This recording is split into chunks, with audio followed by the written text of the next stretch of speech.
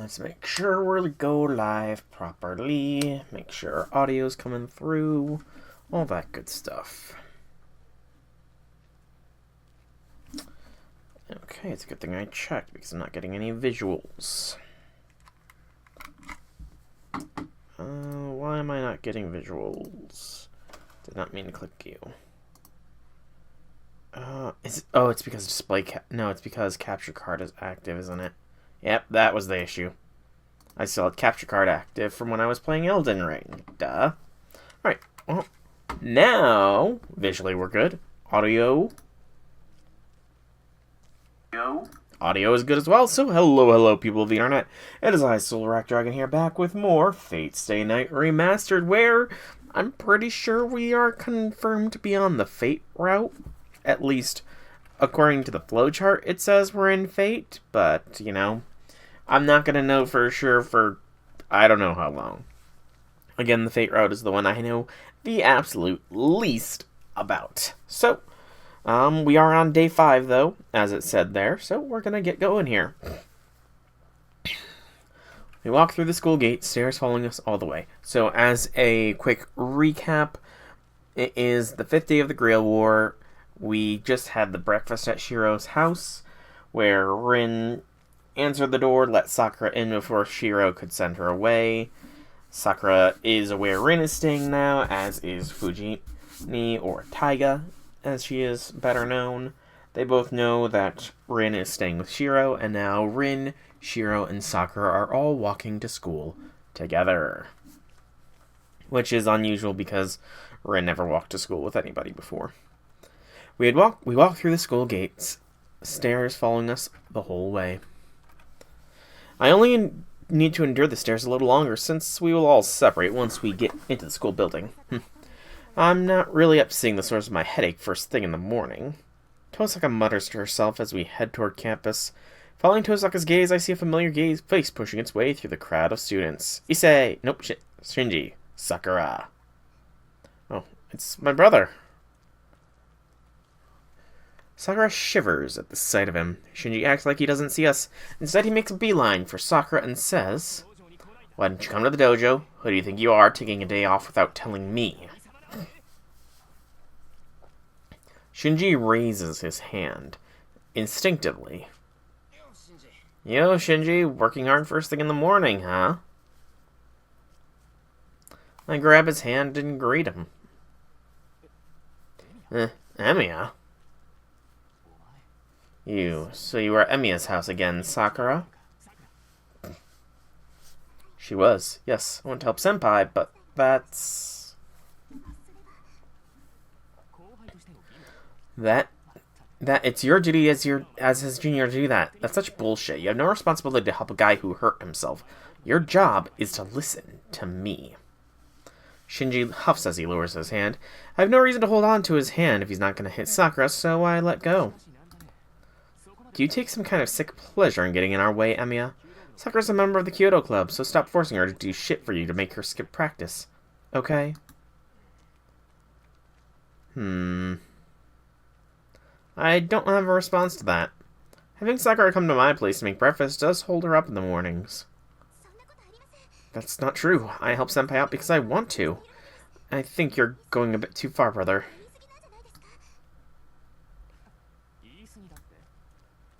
Too far? That's my line, Sakura. So what if Emiya lives alone? If he says he's fine alone, then you can leave him be. I bet Emiya's more relaxed that way anyway.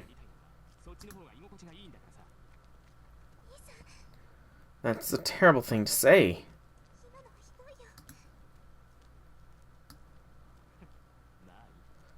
Fine, but no more going to Emiya's house from now on. You didn't come to practice even though I told you to, so you should be ready for some punishment.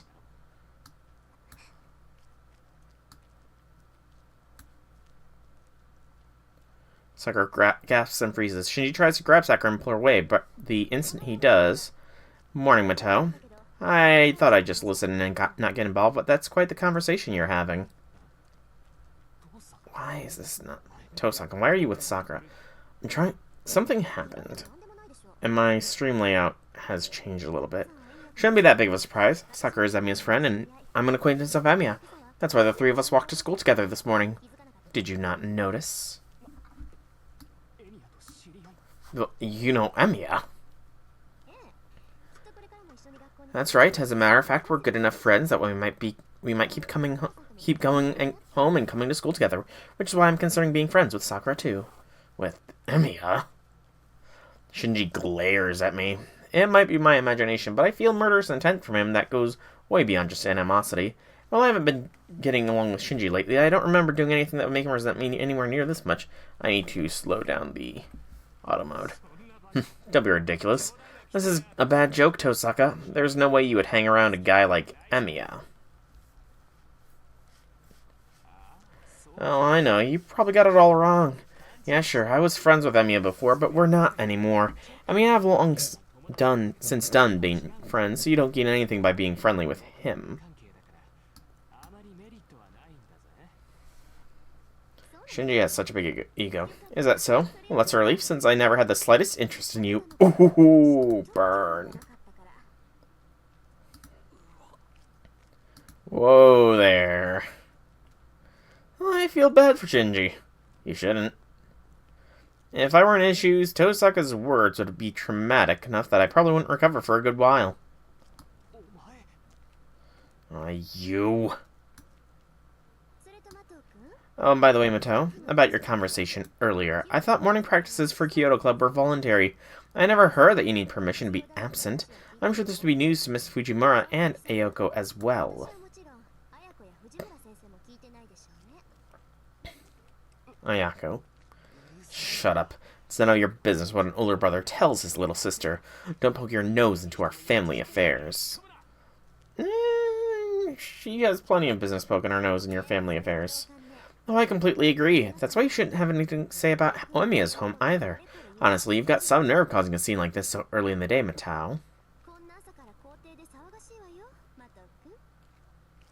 Matao. I'm getting to there. Not gonna make that noise. Shinji did it for me. Shinji retreats a step, still glaring at Sakura and me in the process. Fine, I forgive you for this morning. Cool.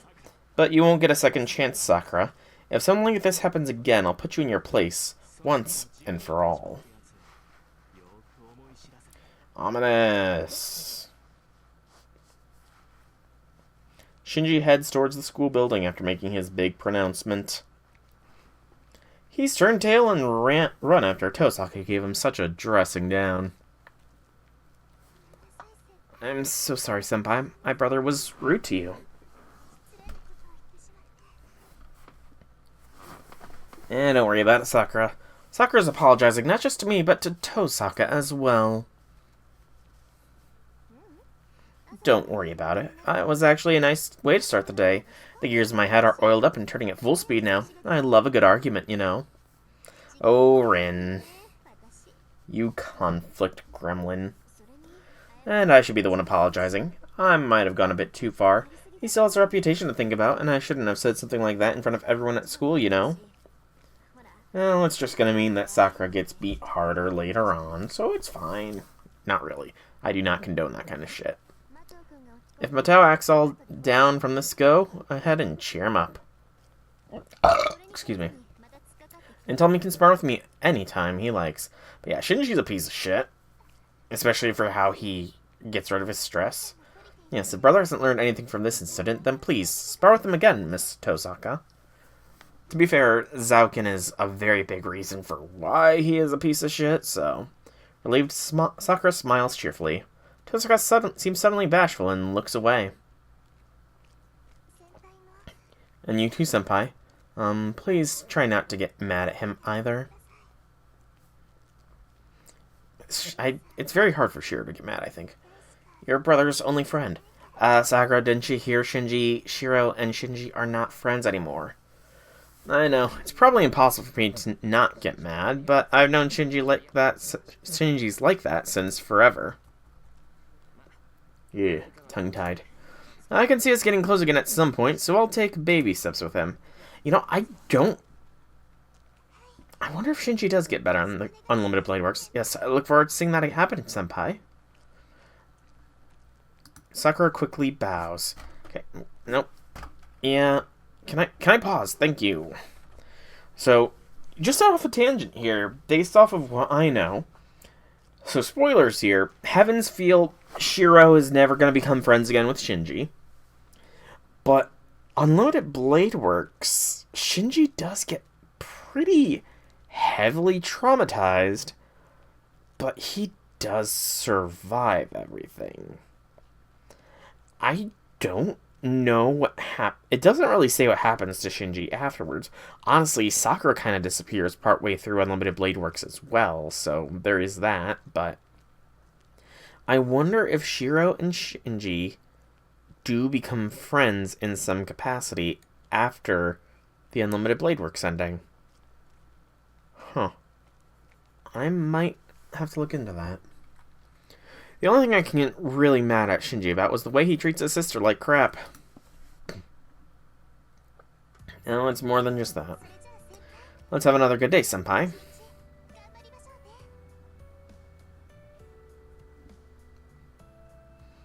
Sakura heads to the first year floor.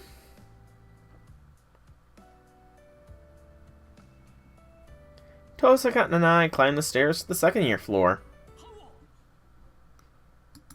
I'll thank you for making that noise for me. And run right into the student council presidents. Why are you with Tosaka, Shiro, Emiya? Oh, good morning, Ryodo. What kind of greeting was that?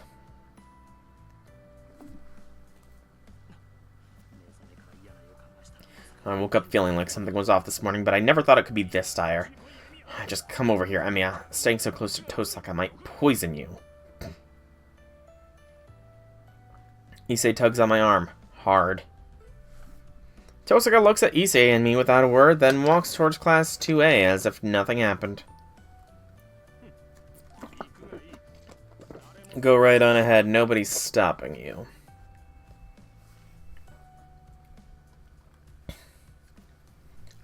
Tosaka silently passes by. But then... she's gonna say something, isn't she? Shiro, rooftop, lunch.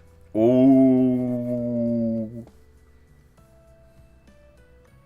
She whispers that to me so Issei won't hear. Oh, I thought she was saying it out loud so Issei would hear to rile him up even more. That would have been fun. It's lunchtime. After seeing Tosaka and me in the morning, Issei hasn't been speaking to me. He's been treating me like a traitor. I guess I went too far. I feel just a bit of regret. Issei interrogated me about why I was with Tosaka this morning, and my response was, we got close over the weekend. Oh, Shiro. Shiro. That was not a good idea. No, it was not. I expected Issei's next set of questions to be about how and why we got close, but before I could explain further, Issei staggered away. Well, I guess that works to my advantage, since I need to do things alone for a while. True, you do. True, you do. Having fewer people involved will make things easier. Anyway, the first thing I need to do is... okay, save time. Alright. So, we are at the decision split here. Decision is talk with Sakura or talk with Rin. So, I think...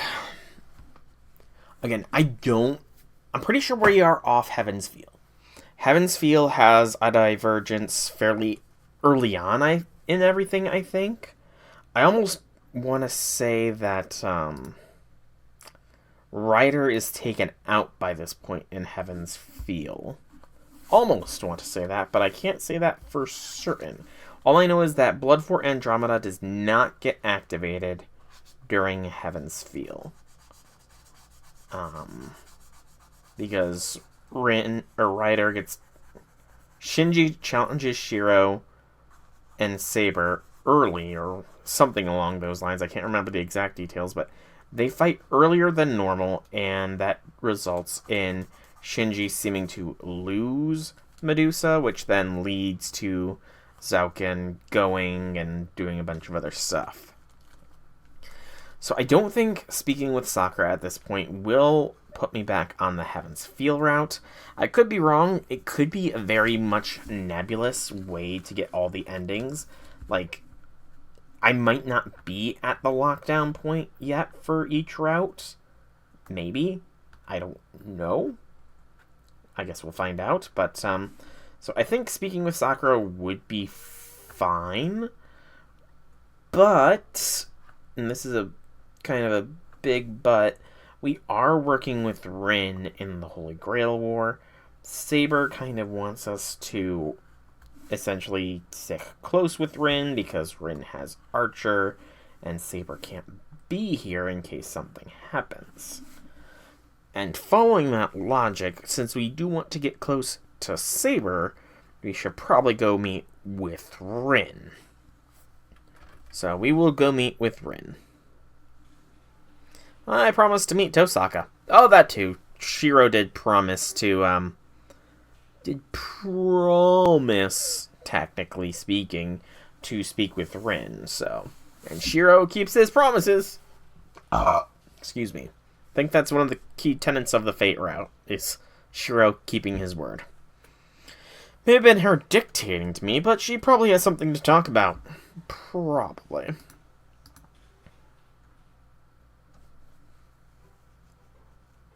I buy lunch and head to the rooftop.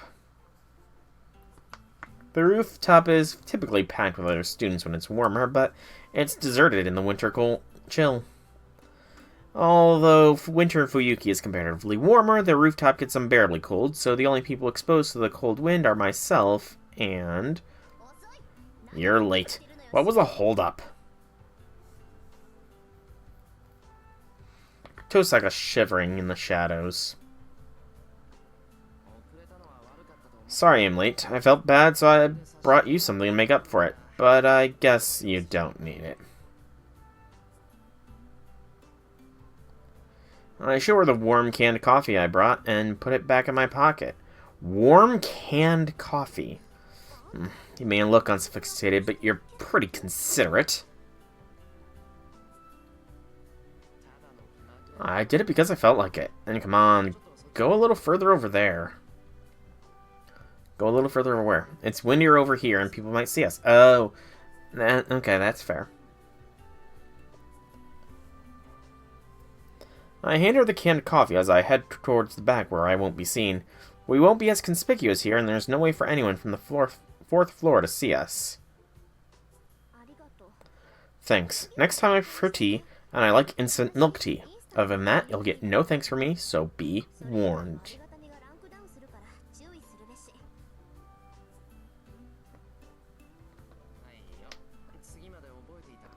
Got it. If I remember the next time, that is. So why'd you call me here? Considering we're meeting where there's nobody around, I assume you wanted to talk about you-know-what.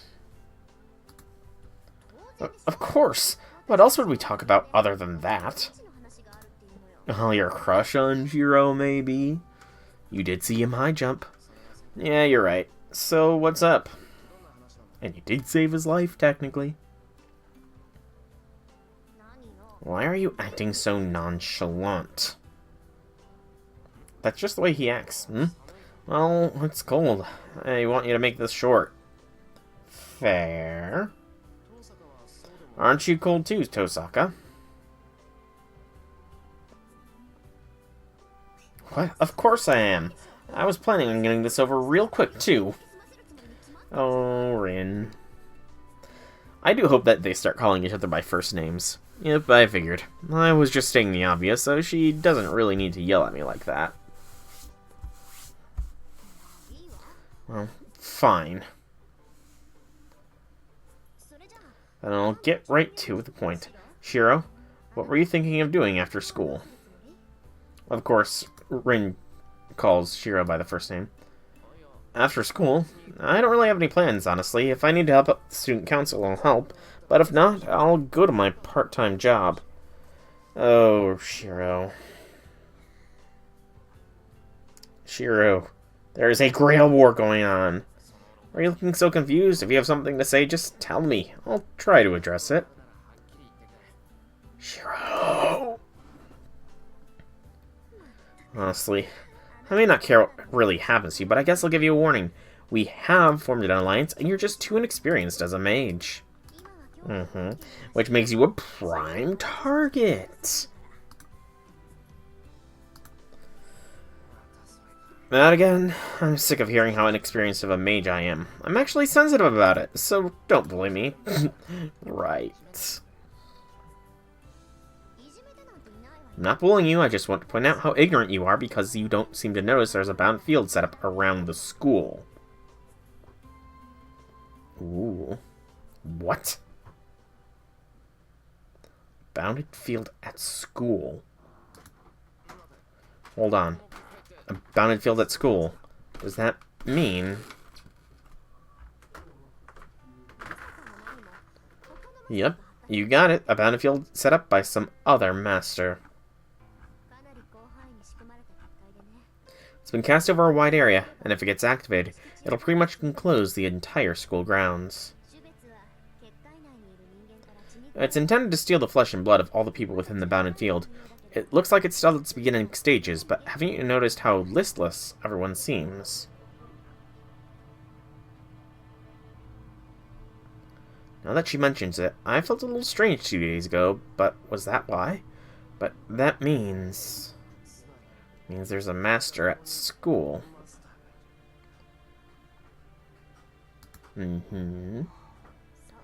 Exactly. We have an enemy lurking here. Do you get it now, Emiya?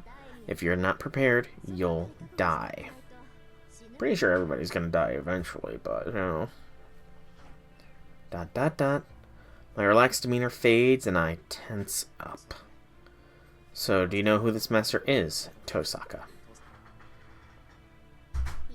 No, I have some ideas, but I don't have solid proof.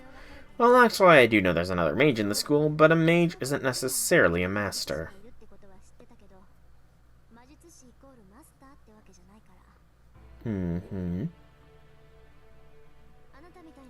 There are cases where amateurs become masters like you, so I can't be sure. There's even a case where a non-mage became a master.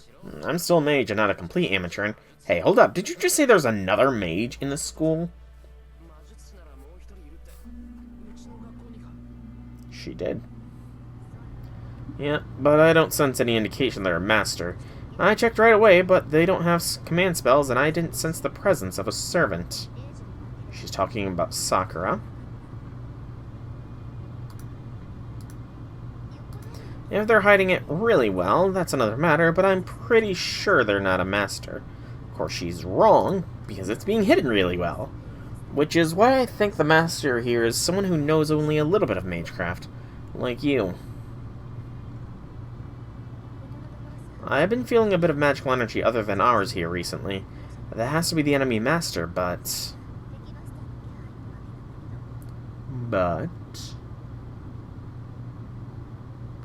it's not enough to track. Fair. Master's not a mage, huh? You must be very sure if you're bringing it up. Of course she's very sure. I believe you, but I didn't know there were so many mages in our school. You know, it's actually not that many, it's just me and that other mage. You know how mages value their lineage, right? If two families put down roots in a small town like this area, they couldn't help but knowing each other.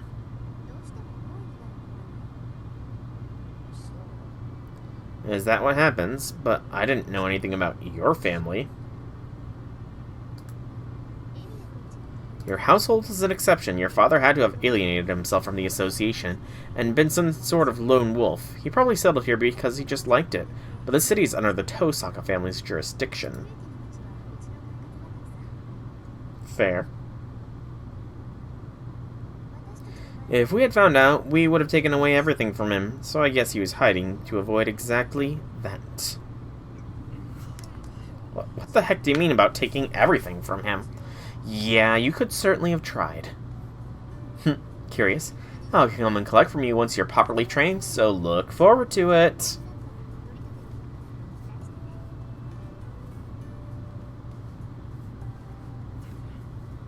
Jeez, what a facade you put up.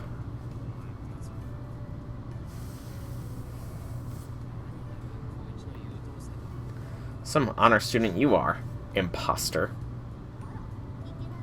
Oh, is there something wrong with that?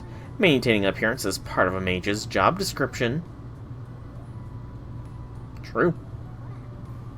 Because, you know, I'm the Tosaka family's heir, so I had to act like the perfect honor student, or I won't be able to face my father in heaven. It's funny that she thinks that... What? Your father? It's funny she thinks there is a heaven, considering, you know, she's a mage. He died when I was young. Well, he lived a long, fulfilling life, so I'm not really that sad about it. Oh, she was torn up, I'm pretty sure. ...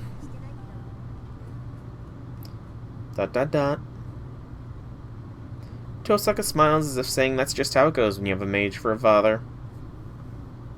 But... that's a lie. You're sad when someone dies. All the more if that person is your parent. Saying it can't be helped because someone is a mage is no excuse to gloss over it.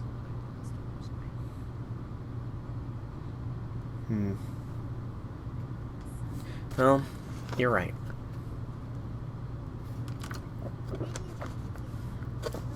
Can't really argue with that. You're absolutely right.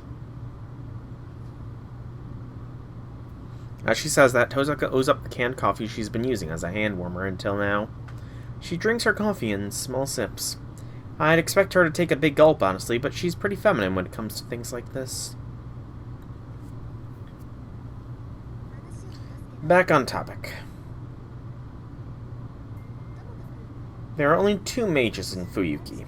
2 mage families.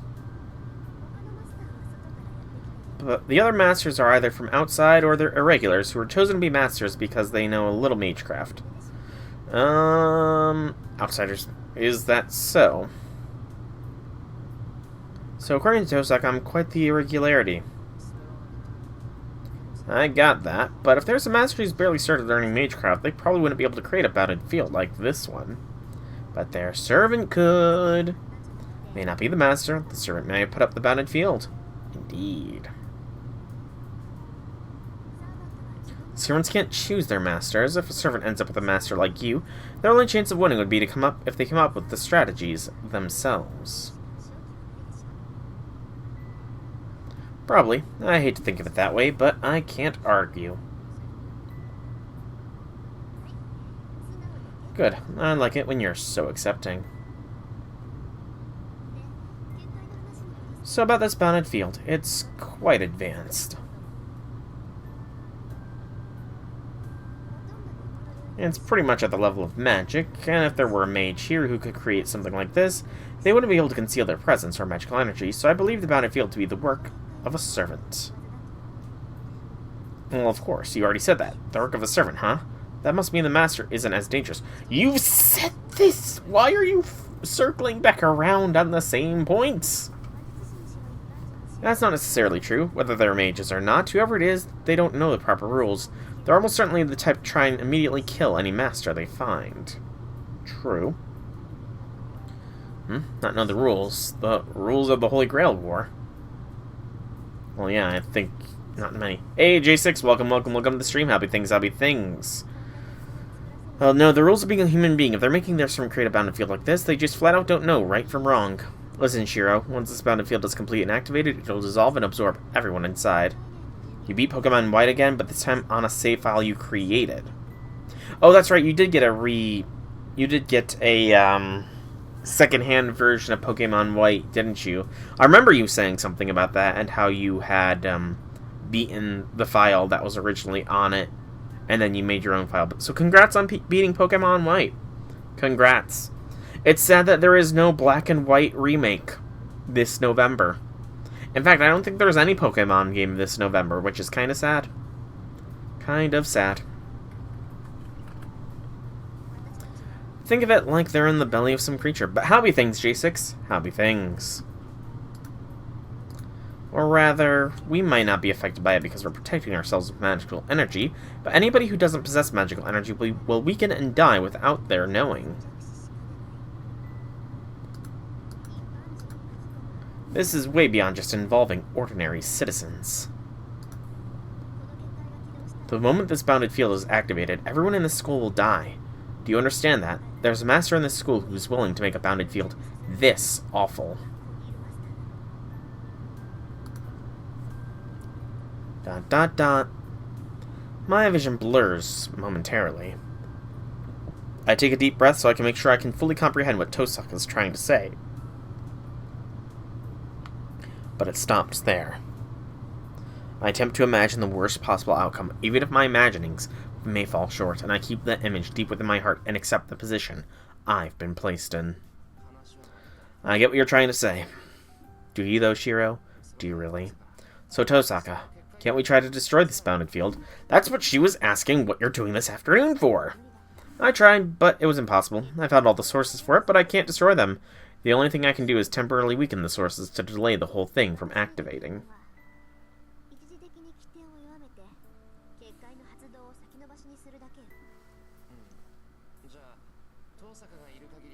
So long as you're here, the bounded field can't be fully formed. I can only hope, but that's wishful thinking. The bounded field is already set up, and the magical energy needed to activate is gradually accumulating. According to Archer's estimation, everything will be ready in about 8 days.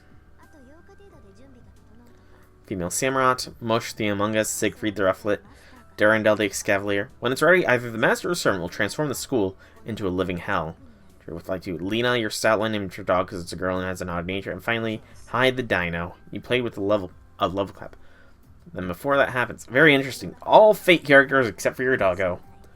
We need to defeat the Master lurking in the school before the 8 days for Blood 4 Andromeda can be activated. But it'll be challenging to find them. We've pretty much at their mercy from the moment the bounded field was formed. The Master just needs to wait until it's ready to be activated. They don't need to make themselves known until then, so our only chance we have is... Hang on. Sorry, I'm very much getting mixed things just because I'm trying to read so much and,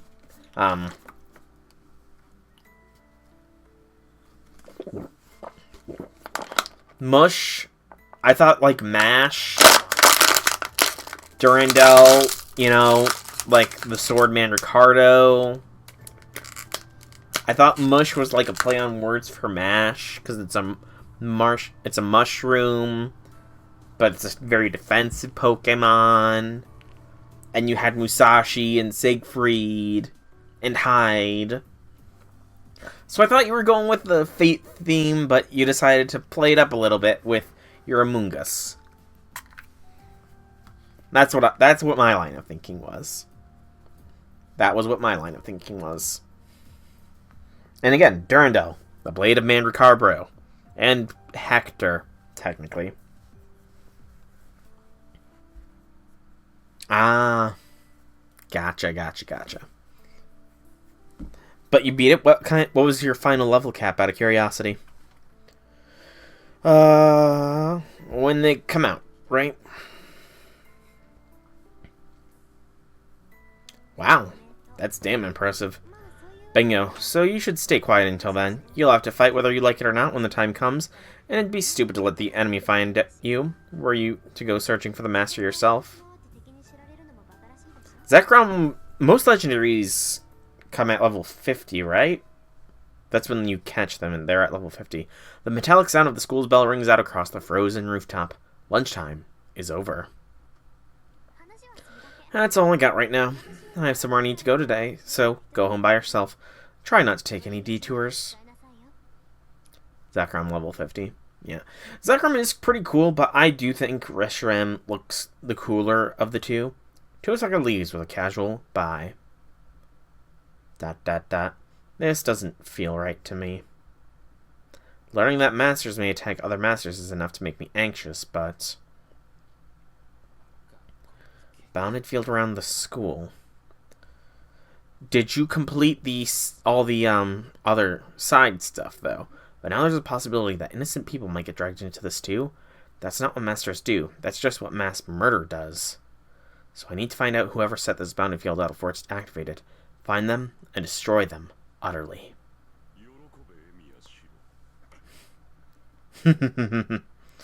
Yorokobi shonen. I shake my head trying to ignore the words that pop right into my mind. I never wished for this. You kind of did. Wishing for bad guys to show up just so I can defeat them is not what I do. In your heart of hearts, it kind of is what you're wishing for. The end of the day homeroom ends and students start to file out of the classroom. Normally I would go to the student council room, but I decided to go home since Tosaka told me to. Again, I really hope I am on the Fate route and not on Unlimited Blade Works. I feel like I'm not on Unlimited Blade Works, but it's hard to tell. The gate is still locked. Alright, it's been a while since I came home this early. I usually help out doing the odd jobs or go to part-time jobs, so it's rare for me to come straight home from school.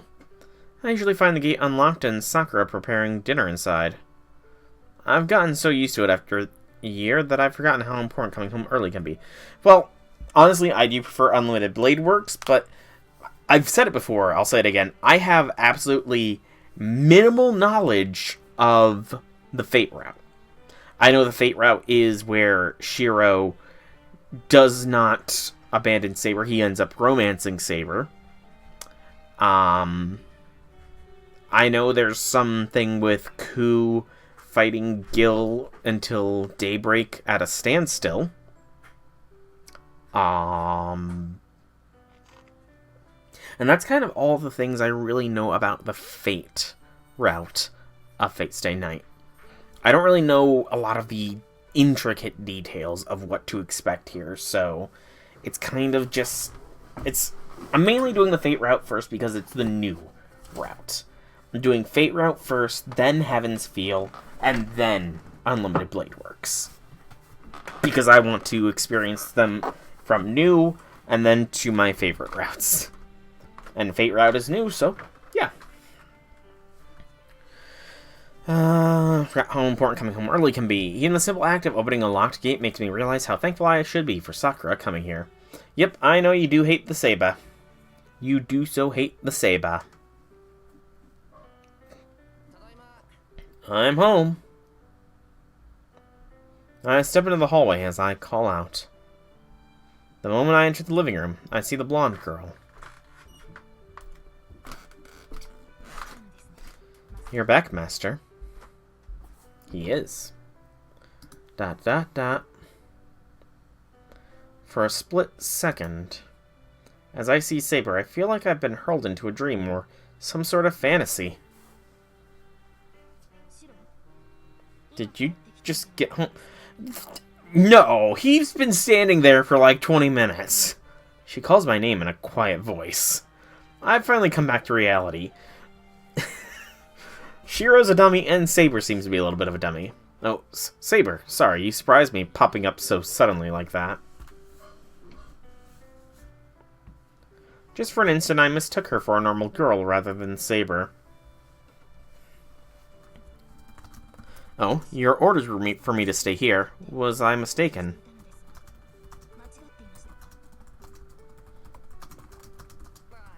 Oh no, I just got confused. Don't worry about it. But how are you feeling, Saber? You said you were going to sleep a lot, so does that mean now you're... There's no problem with me being awake now. Well, it would be ideal for me to sleep except when fighting, but that would leave me rusty. You are a servant, you do not get rusty.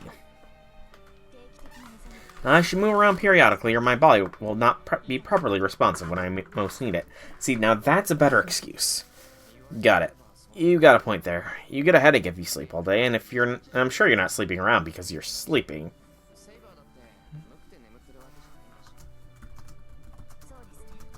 Yes, that's true. I do not sleep because I get fatigued. But Shiro, did you say you get a headache when you sleep too much? Most people do, don't you? Most people typically do if they sleep a good chunk of the day. In my case, I'll get woken up by a headache, so I can't sleep for more than half a day. Gosh, I can't even tell you the last time I slept for half a day was. How strange, that never happened to me. I've always been able to sleep as much as I like, both now and in the past.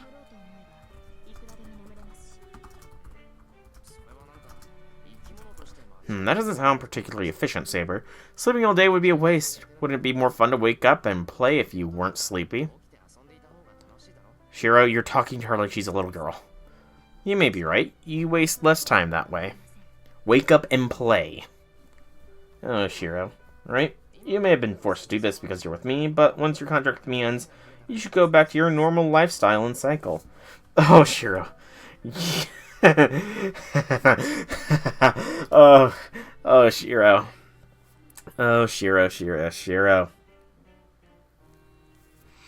Telling any heroic spirit to go back to their previous lifestyle is not a good idea. Oh, one of the gachas you're playing in shutting down its server in 2 months. What gacha would that be? Out of curiosity. I'm sad to hear that, but curiously curious. Your guild won't reach your dream of top 10. Not with that attitude. Spend these last 2 months just grinding it out. No, only 6 hours of sleep a night, J6. And anytime you're not eating or working or studying, you're on that grind, get into the top 10. Not even top 10. Go for number 1. Not about to spend money on the game? Well, you have a kidney. You could sell a kidney, and then you have a lot of free money to, use on the game to get that number 1 position. GW didn't start yet. I'm guessing that stands for Guild War. But what game is it, J6? What game? It may not be my place to say, but if this becomes a habit and you sleep all day, people might start thinking you're lazy. Who is going to think she's lazy? It may in fact be too late. Some may already see me that way. Who? Who might see you that way? She thinks about it and furrows her brow. I thought this was just idle chit-chat, but Saber doesn't really seem to get jokes. Well, Shiro, when you deliver them with your deadpan voice and expression, it's kind of hard to tell they're jokes. We move to the living room. Saber looks like she wants to know what happened today, so I decide to tell her about the battlefield at school Tosaka worried about. I see. The master must be planning to use the people inside the school as a sacrifice.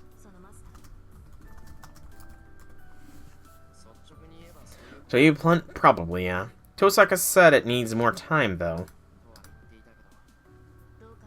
I agree. Completing a bounded field that large should take a considerable amount of time. It is possible to enclose a school building, so it was most likely chosen to function in a manner similar to a temple altar. Ah, a certain magical index. Okay, so that's the one that you very much have praised before. I believe it would take at least 10 days to fully activate a bounded field of that scale. 10 days. I felt something strange 2 days ago on Saturday, so that means we still have about 8 more days. That lines up with Tosaka's estimate. No, not the anime. I'm pretty sure you gushed about the written works. Yeah, whether that bounded field is meant to gather sacrifices or is intended to solidify the opponent's defenses, both will pose a problem for us if we permit its completion. We will need to find the master who created this bounded field before it happens. Yeah, Tosaka said it could be challenging, but it should be easy to identify someone if they're looking in the school. We need to do everything we can to find them and make them stop the bounded field. The chances of them being someone from school are pretty high, considering where they set up their bounded field. A student or a teacher. Starting tomorrow, I'll search the school as thoroughly as I can during lunch and try to find anyone suspicious. Okay, Shiro. My man. You're going to, during lunch at school, look around for somebody that's suspicious. When you already said that it is likely a student or teacher, 2 of the only kinds of people that would not look suspicious going around a school building. Shiro Emiya, you are a dum-dum.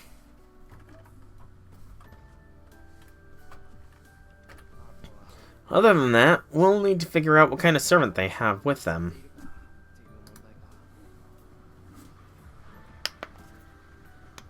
Then again, we'll only learn that once we've found them. Then the only other thing I can do right now is think about the servants I've encountered already. Saber's awake, so now's my chance to ask her about them. Okay, then. Oh, that was net.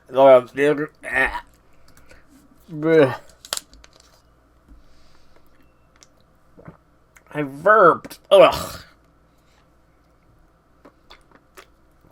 Ugh.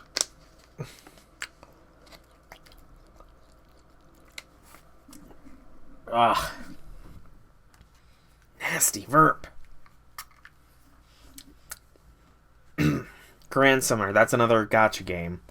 Having a collab with Prisma Ilia. I think I remember seeing something about the Aprilia stuff getting official translations for the latest arc, I want to say.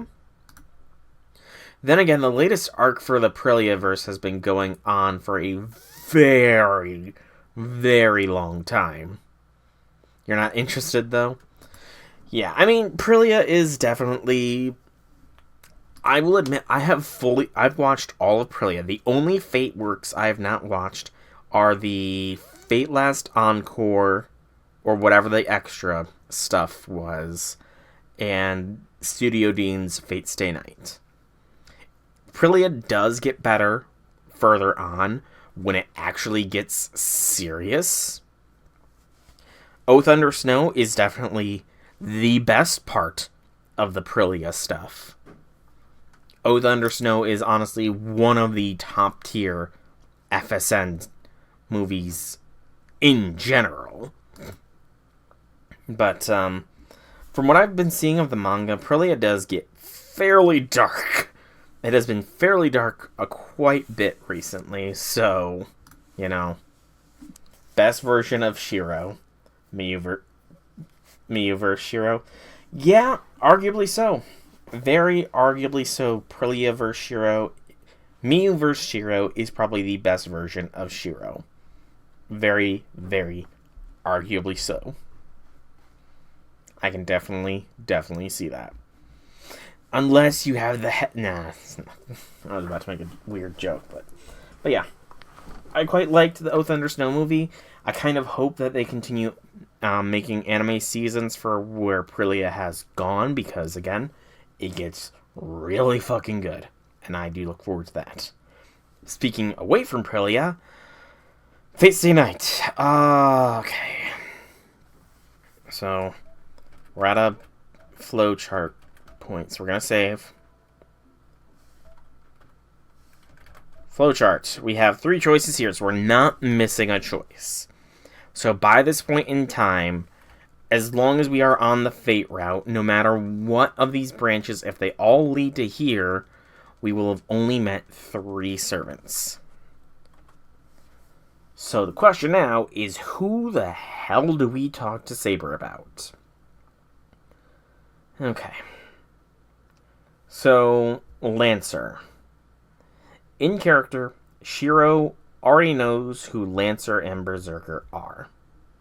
He does not know who Archer is. You think Berserker? Excuse me. So, Archer is Rin's servant. Even though Shiro is in alliance with Rin, he does know that he is going to have to face off against Rin at some later point in time. However, Shiro himself has not actually met Archer. Saber had a very brief skirmish with Archer as well, so there's probably not much to talk about with Archer, and Archer is kind of an unlimited blade works kind of thing. Which leads us to Lancer and Berserker. So, we know a fair bit about both of them. We know both of their names. Well, spoilers is in the stream title, so there's no, you cannot say gasp when I literally put spoilers in the stream's title, because Zahak advised me that is something I need to do, is put spoilers in my stream titles and the video titles when I start publishing these on YouTube. Anyway, so Lancer or Berserker?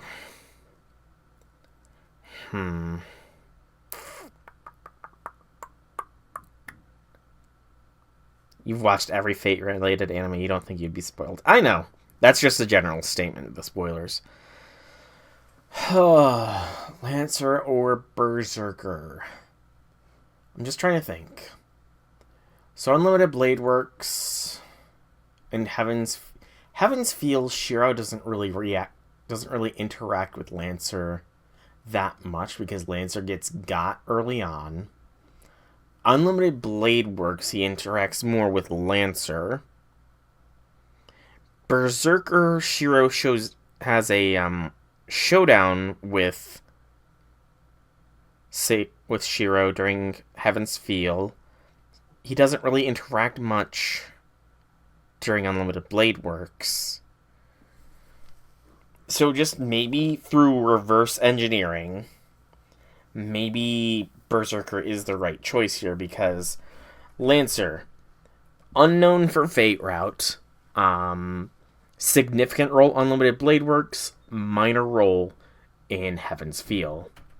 Unknown in Fate route, significant role in Unlimited Blade Works, and significant role, I would argue, in Heaven's Feel as well because of his arm. Berserker, minor role in Unlimited Blade Works, significant role in Heaven's Feel. So both of these two have significant roles in other routes. Except for Lancer. So Lancer might have a significant role in the Fate route. So I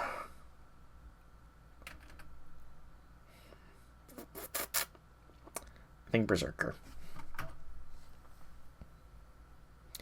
That giant.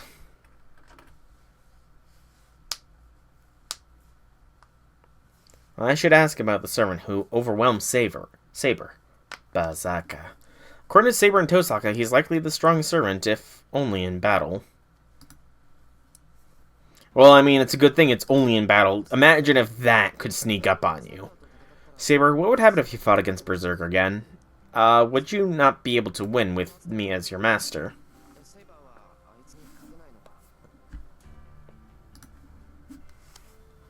I'm Saber's greatest weakness. So I ask whether she is unable to demonstrate her full potential just because she formed a contract with an inexperienced master like me. That is not the case, Shiro. Even if you were prepared to an experienced master, that would not alter the fact that Berserker is an extremely powerful foe. You need not blame your own immaturity as a master in this matter. That may be true, but it doesn't change the fact that you have a lot of limitations placed on you. Herc has a completely different role in Fate. Interesting. So let's say you were at your full potential. No, even were at my full potential, it would still be difficult to defeat Berserker. Or rather, it's likely impossible for any servant to corner that giant. Okay. Okay. Saber. You are selling yourself so freaking short here. Yes, Hercules, is probably a better known figure worldwide than King Arthur. However, Excalibur as a concept itself is bigger than both of you. You know? I mean, I'm pretty sure even in games that don't have any tie to Earth mythology, Excalibur is usually a secret, super powerful blade that can be found in most RPG games. That too, Excalibur is a divine weapon. It's a Fey weapon. It's a Fey-made weapon. But that's beside the point.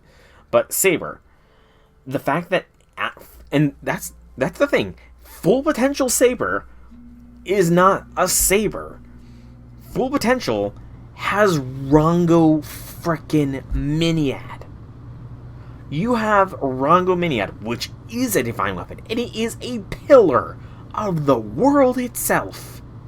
And I can't, and I don't even think you can say, oh, well, but back in the original Fate Stay Night, Saber didn't have Rangominiad, when I'm pretty sure that it is even stated somewhere. I'm almost positive that there is a scene showing the Battle of Kamlan where Saber is shown with a large-ass spear and stabs Mordred with it, and that was Rangominiad. So you cannot tell me that the possibility of Saber having Rangominiad was not in mind when writing this. Now, to be fair, a completely unchecked Heracles would probably be one of the strongest servants of all time. And then there would probably be some issues with King Arthur defeating Heracles. It's still possible, but there would still be some issues. But on King Arthur versus Berserker, it's a wash. Let's be real. Excuse me. Plus, that's not even going. At full potential, you have frickin' your sheath. You have an insane regeneration factor. An unbreakable shield. Saber, at your full potential, you could handle Berserker. Do you remember the battle that night? Berserker easily deflected Rin's Magecraft attack. However, he does not have magic resistance, like I do. No, he has just blanket immunity to anything weak.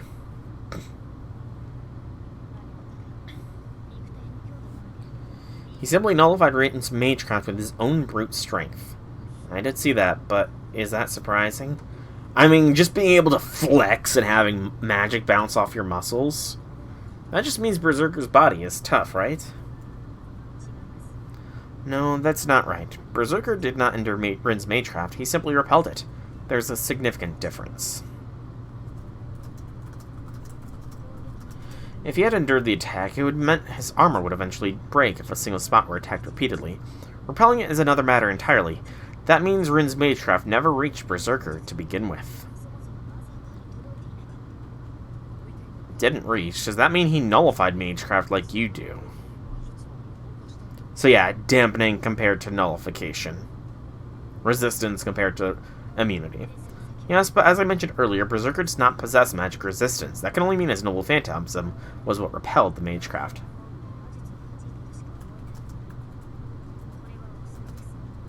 I can only speculate, but Berserker's noble phantasm may be his armor.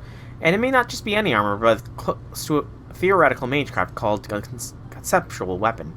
Good lord, my words got stuttered there. Berserker likely possesses an ability to nullify all types of attacks that are below a certain threshold. That may be why my sword in Rin's Magecraft did not get through. Well, it's not your sword that didn't get through, it's the wind surrounding your sword that didn't get through. If Berserker is indeed the hero from Greece, his abilities are likely to be rank A. If we want to injure him, we will likely have to use an attack that is at least of the same level as him.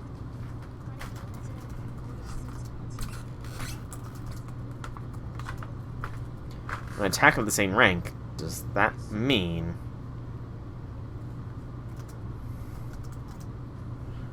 Yes, I hesitate to say this, but it's likely he would nullify any attacks, whether it be normal attack or noble phantasm, below rank A.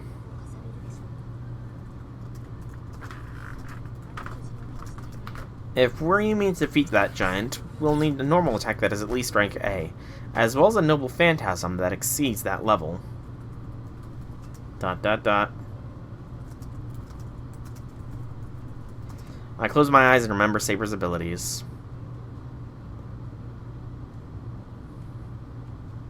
Saber's strength, her normal attacks are rank B, and our noble phantasm is rank C. Unbelievable. If what Saber is saying is true, there's no way we can even hurt Berserker, let alone defeat him. Wait a minute. Aren't the standards for strength and noble phantasm measured differently? Sorry. My tongue got tied there, and I accidentally pressed space rather than up.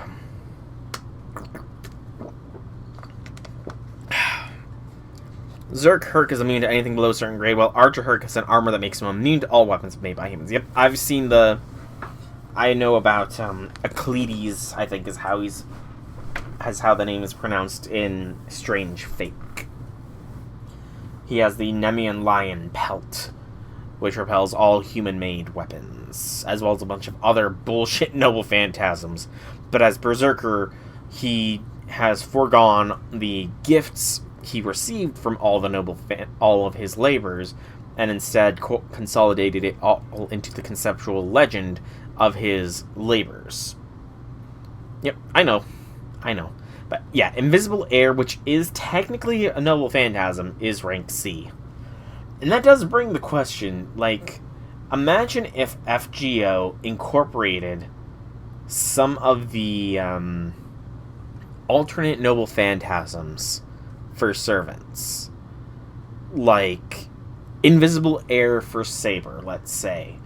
That rather than, let's say you can switch between Excalibur and Invisible Air. Invisible Air being a quick single target NP. Or for Ku, from Gable being the single target quick to an AoE buster, because he has the artillery mode for Gable. You know? There's just... It's a bit of a miss that they do not incorporate multiple NPs into servants. Mind you, they have started to, a la Melusine, with her ability to change, but... yeah, Excalibur is really powerful, especially if all of its seals are broken. I'm pretty sure if Saber could unleash Excalibur without any seals restricting its power, it would probably be an EX-ranked Noble Phantasm.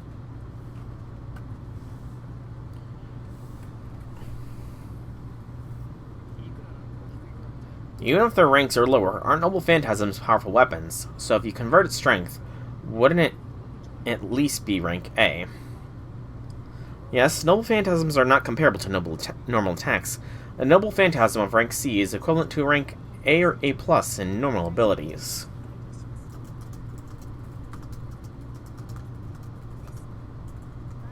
But the logic that protects Berserker operates beyond the scope of reality. Even if a Noble Phantasm is strong enough to destroy the world, if it's below rank A, the idea is that it will still be nullified. So the next time we're attacked will be our last. We'll die. No. No matter who the heroic spirit is, they will always have a weakness. At the very least, Berserker does not possess an attack that is an anti-fortress level. We should be able to avoid being wiped out by a single attack.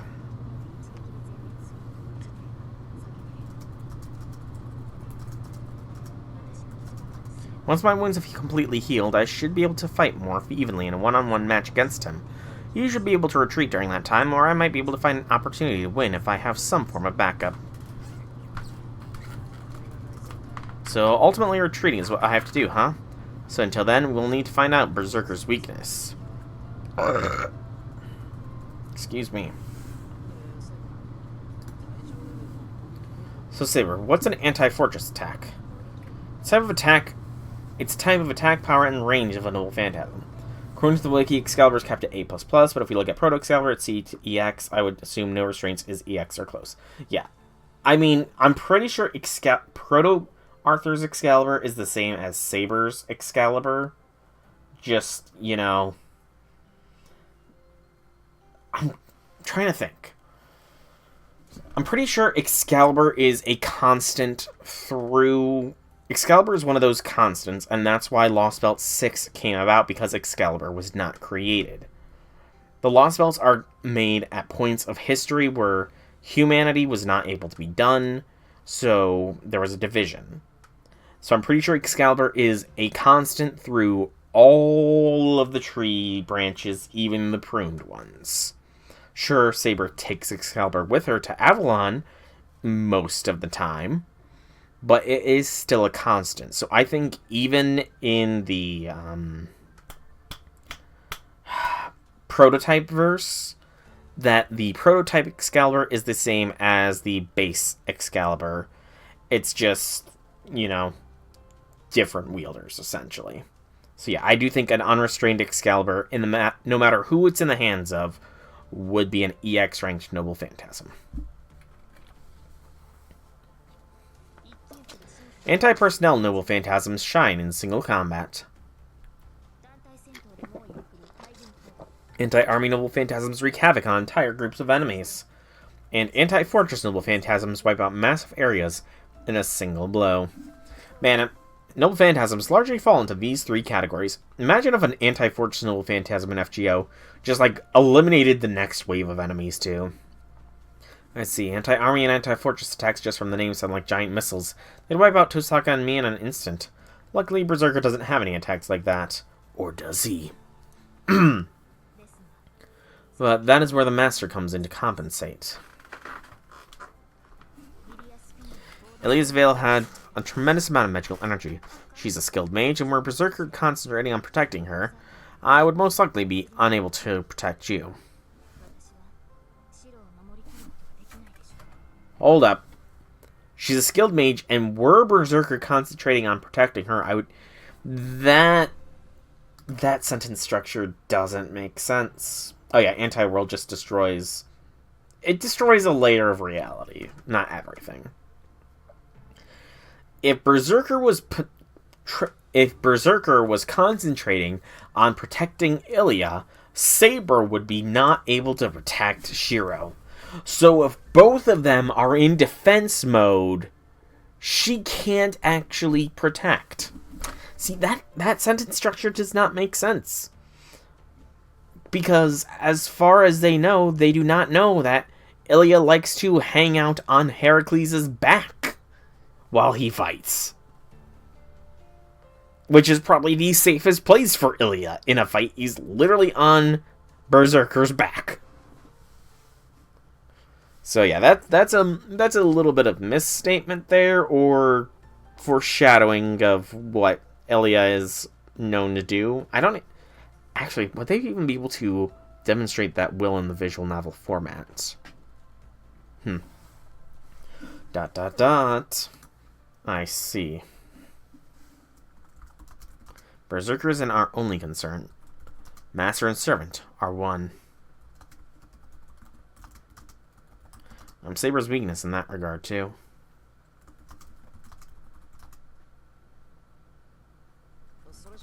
So about the other servants. Please wait, Shiro. Someone has entered the gate of this property. What? You can sense something like that. Oh crap, it's already so late. This is bad. Sakura must be back. The doorbell rings in from the front entrance. I hear Sakura's voice. I'm coming in. Saber, sorry, but...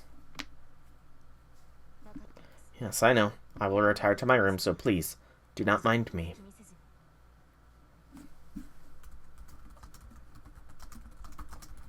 Saber goes back to her room. Almost as if switching with Saber.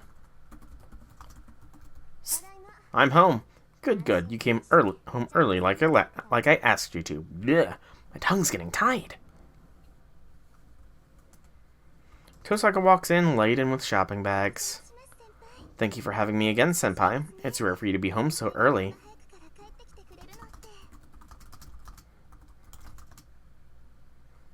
Sakura walks in, smiling happily.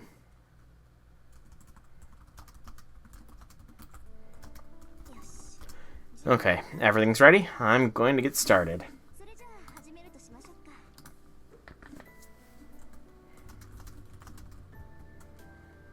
Tosaka psychs herself up and heads to the kitchen. Senpai, about dinner tonight.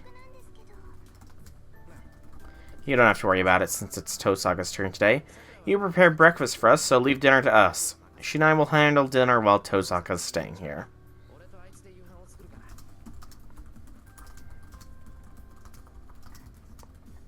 Oh, very well. If you say so, then I'll have to oblige.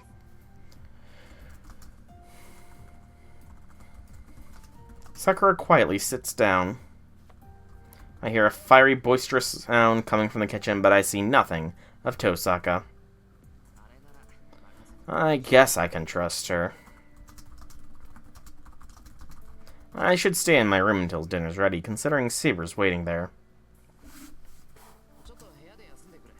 I'm going to rest in my room. If Fujini comes, tell her she should prepare the bath herself for a change.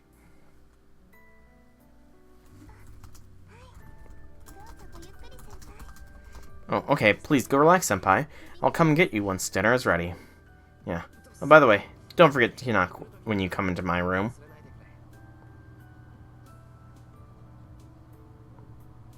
It's a little before 6 o'clock. I figure dinner will be ready around 7. An hour dinner prep. That makes sense. That does make sense. Good dinner does take a while to prepare and make. I return to my room and find Saber sleeping in the room next door. Bummer. Thought I could talk to her a little more. I click my tongue with disappointment and sit down. Wait a minute, what am I thinking? There's nothing else I can talk to her about apart from the Holy Grail War.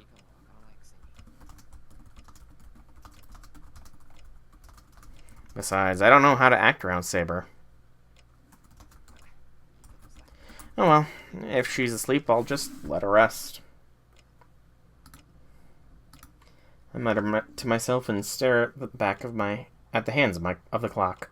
Last night, Saber Tosaka and I ate dinner. Today, Sakura and Fujini are in the mix as well, making it 5 people. Actually, Saber can't join. Poor Saber. As long as Fujini and Sakura are around, I can't have Saber come out of her room. Wonder if Saber ate breakfast.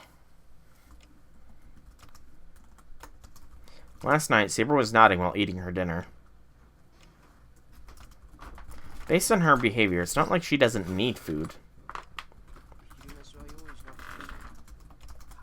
Didn't prepare lunch for her, so she must be hungry. Once Fujini and Sakura go home, I should warm up some dinner for Saber.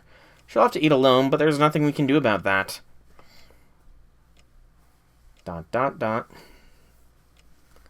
It's just... imagining Saber eating by herself is making me mad.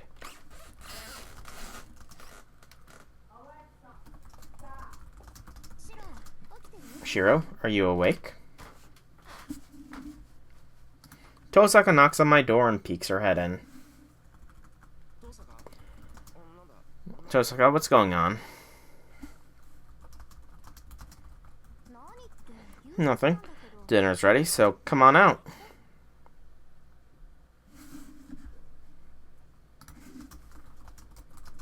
It's that time already. It's already that time. I pick myself up, glance towards Saber's room, and head into the hallway.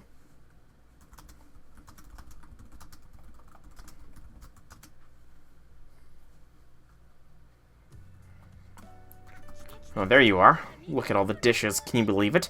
Tosaka can cook Chinese cuisine, something that has long been absent from our menu.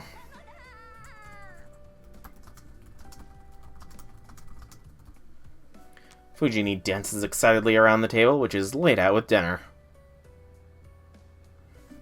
Now that she mentions it, it does all look to be Chinese dishes today. 4 big plates decorate the table: crab meat with egg omelet, shredded beef with green peppers, a vegetable stir-fried with some fancy meat I've never seen before, and for some reason, a plate full of steamed shumai. Salad has been served on individual plates for everyone, and the setup seems to have been pretty well thought out. It's pretty extravagant. Fujini loves it. This is a surprise. I thought you'd be making something Western.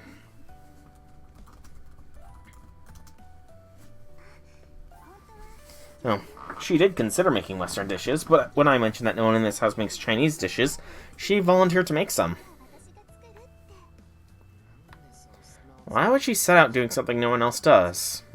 Hey, Sakura, you and Tosaka came home at the same time. Did you two go shopping together or something?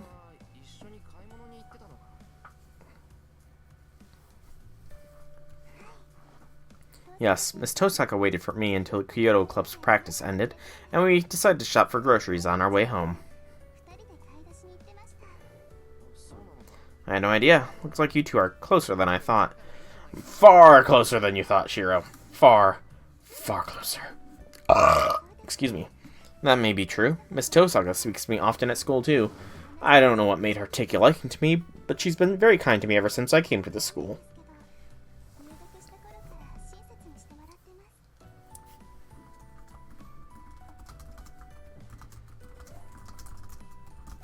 Huh, Tosaka really is a nice upperclassman.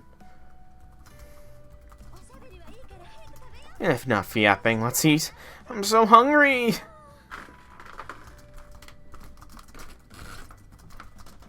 Fujini sits down excitedly. You heard her. You two should sit down. Chinese food gets criminally bad when it's cold.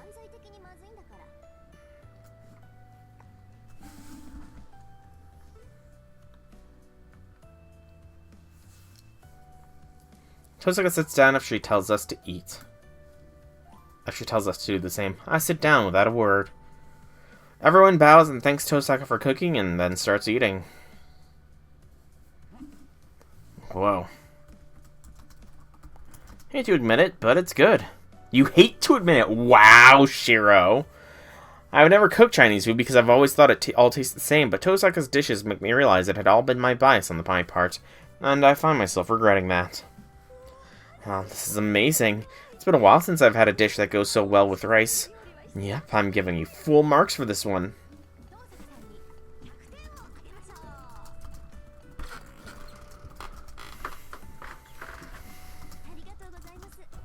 Thank you very much. I'm delighted to get such an honest opinion from someone like you. Yes, I also see Chinese food in a new light. I don't usually like eating spicy dishes, but this is delicious. Sakura looks pleased, seeming to enjoy the food too. After seeing everyone's happy faces, Tosaka...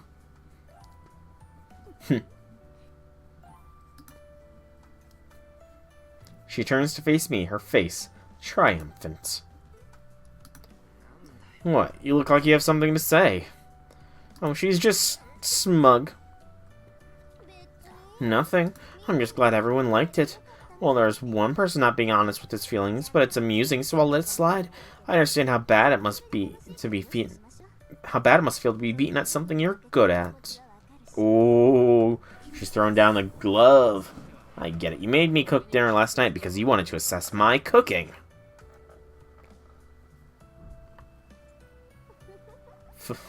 Okay, today's lesson. Never let anyone see your plans or potential.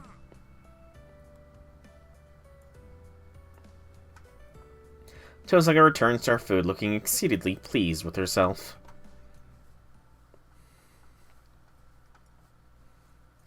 Dinner is a bit livelier than I expected.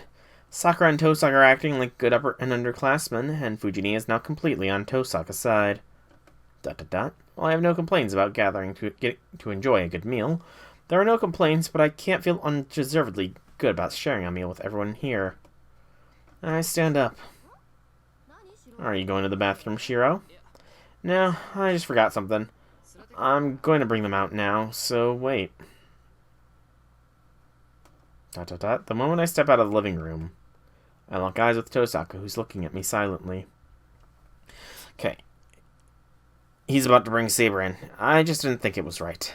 That's why. I didn't like the fact that I was making her sit alone, even though she's living with us. See, I was going to bring that up, that Saber was already introduced to Fujini at this point in Unlimited Blade Works. At least it's felt like that. So without really considering the consequences of my actions, I take her hand. What are you doing? Just come with me. I'm going to introduce you to everyone. So yeah, that was one of the things I was wondering. Have you lost your mind? Please. Wait, So that was one of the things I thought was a little odd, was that Saber was being hidden away in the Fate routes. When I know that Saber was introduced, at least, in Unlimited Blade Works. So, I'm glad that discrepancy is being cleared up now. That Shiro is taking the initiative and choosing to introduce Saber. I kind of wonder if there was a point, if I've been on the Fate route, and because I'm on the Fate route, rather, the choice was auto-made, and if I was not on the Fate route, if I could make a choice here, but there's no way to tell. I'm ringing you up because I am thinking straight. Come on, let's go. We can deal with whatever happens after. Shiro? I'm still dragging her along by the time we reach the living room. Sorry, Tosaka. Can you add one more plate for her? Tosaka doesn't object, but Fujini and Sakura are looking at Saber in confused astonishment. I know it's a little late, but I want to introduce her to you all. Her name is Saber, and I'm going to be taking care of her for a while. As you can see, she's a foreigner and not used to living in Japan, so please, help her with that. Shiro! Oh, Shiro. So, Shiro Emiya, he knows that either a teacher or another student in school is a mage and has set a trap. He does not know who they are. He knows that Rin knows who they are, but he decides to introduce his servant by their class name in front of a teacher and a student. One of whom might be the mage that has set the trap at the school. Oh, Shiro Emiya, your idiocy knows no bounds. The two don't react. It's understandable, but I can't really find it in me to care right now. Come on, sit over here, Saber. It's better when you eat with everyone. It is true that I would be more efficient, but there's no need to be bashful. You're going to be living with us from now on, too. If we're going to live together, we should eat together, too. So this is the point where Sakura has to realize, yes, if you say so, I will have to oblige. Sakura's definitely realized that he's a master. You can't do... You can't do that! Huh. My ears are ringing. What has gotten into you, Shiro? First you bring Tosaka here to stay, and now her too? When did this place turn into a hotel? What? It's fine. This place is as big as a hotel anyway, so it's no big deal to give up a room or two. If you're okay with Tosaka staying here, then Saber should be fine too. Of course not. I approve of Tosaka, but I know nothing about this complete stranger. Just who is this girl anyway? Who? She's a distant relative. I don't really know the details about what happened to her, but she came here looking for help from my old man. I'm not buying a ridiculous story like that. Even if that were the case, why did she come to the Emiya house? There's no way Kiritsugu had acquaintances from other country. She can't say that with any confidence, and she knows it. My old man traveled constantly, so he probably had more friends from other countries than in Japan. I can't say that for sure, but it still does sound fishy. So why did you come here? Well, that... You shush, Shiro. Saber, right? I'm asking you. Saber is silent. I don't blame her. Saber doesn't really have a backstory, and she's not cunning enough to go along with my lies. Oh! Don't know I was only following Kiritsugu's orders. Okay, Shiro. Okay, hang on. What is that pure shade? Saber's not cunning to follow with your lies. Oh, my bad. Shiro Emiya is a master of cunning. Such a masterful manipulator. That poor Saber just doesn't have the sheer knowledge to be able to keep up with his lies. Just, wow. That's insane. Ugh. I gotta say, I'm loving, while some of Shiro's inner monologue is such stupidity, some of it, like this, is just moments of pure frickin' gold. Pure gold. Also, I gotta check. Can I, oh, wait, I gotta turn on my mouse, so I want to do this.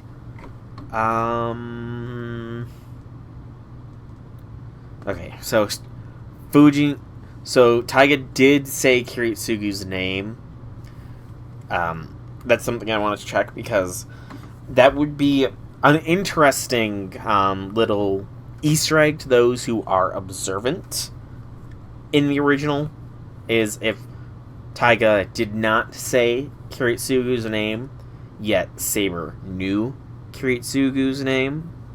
That could be an excellent hint of something deeper there, but sadly it does look like Taiga said Kiritsugu's name, so it is what it is. Oh, did not mean to press that.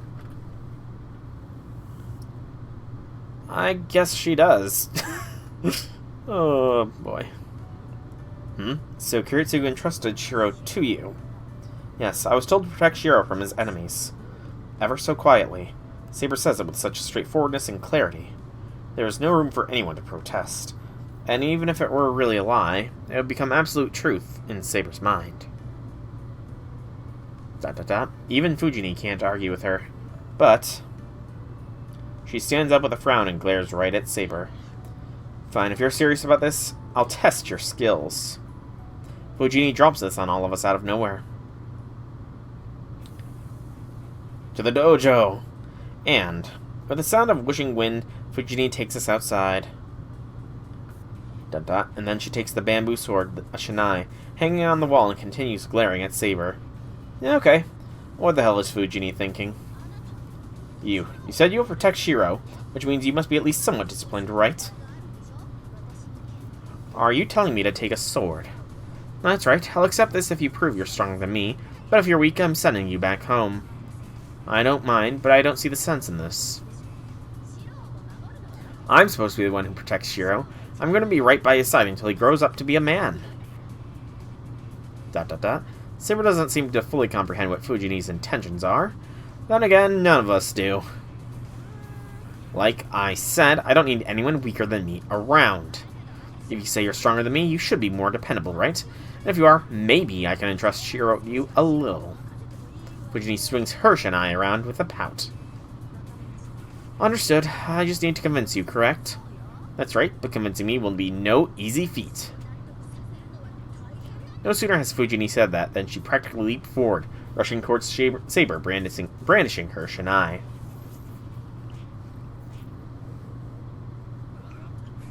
Oh, Fujini, this is ridiculous. She goes in for a surprise attack even though she hasn't even given Saber a shinai yet. This tiger has no business calling herself a teacher if she's going to pull something like that. Saber stands there in a daze, taken aback by Fujini's surprise attack. Fujini swings for the body. Huh? Fujini tilts her head in confusion. Well, yeah. We're all dumbfounded and we were just watching, so it must be even stranger. Like the mystery of the Hanging Guardians of Babylon for Fujini, since she's the one who experienced it firsthand. Saber's still standing. The only difference is that she's now holding the shinai Fujini had in her hand a heartbeat later. For real? I don't know if this is for real, but it definitely happened. Saber's even holding the shinai she took in a ready position. Fujini is frozen in her tracks right in front of Saber. She's a kendo expert whose skill is supposedly unmatched. The experience probably made it clear to her Saber's on a completely different level. If you require me to take a ready stance, I shall, but I do believe you're skilled enough to realize I've already proved my point.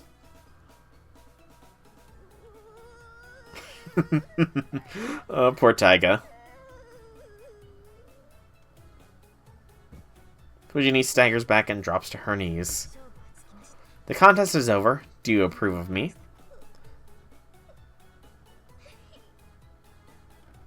Fujini slumps her shoulders and drops her head low. Just when I think she's about to retreat quietly.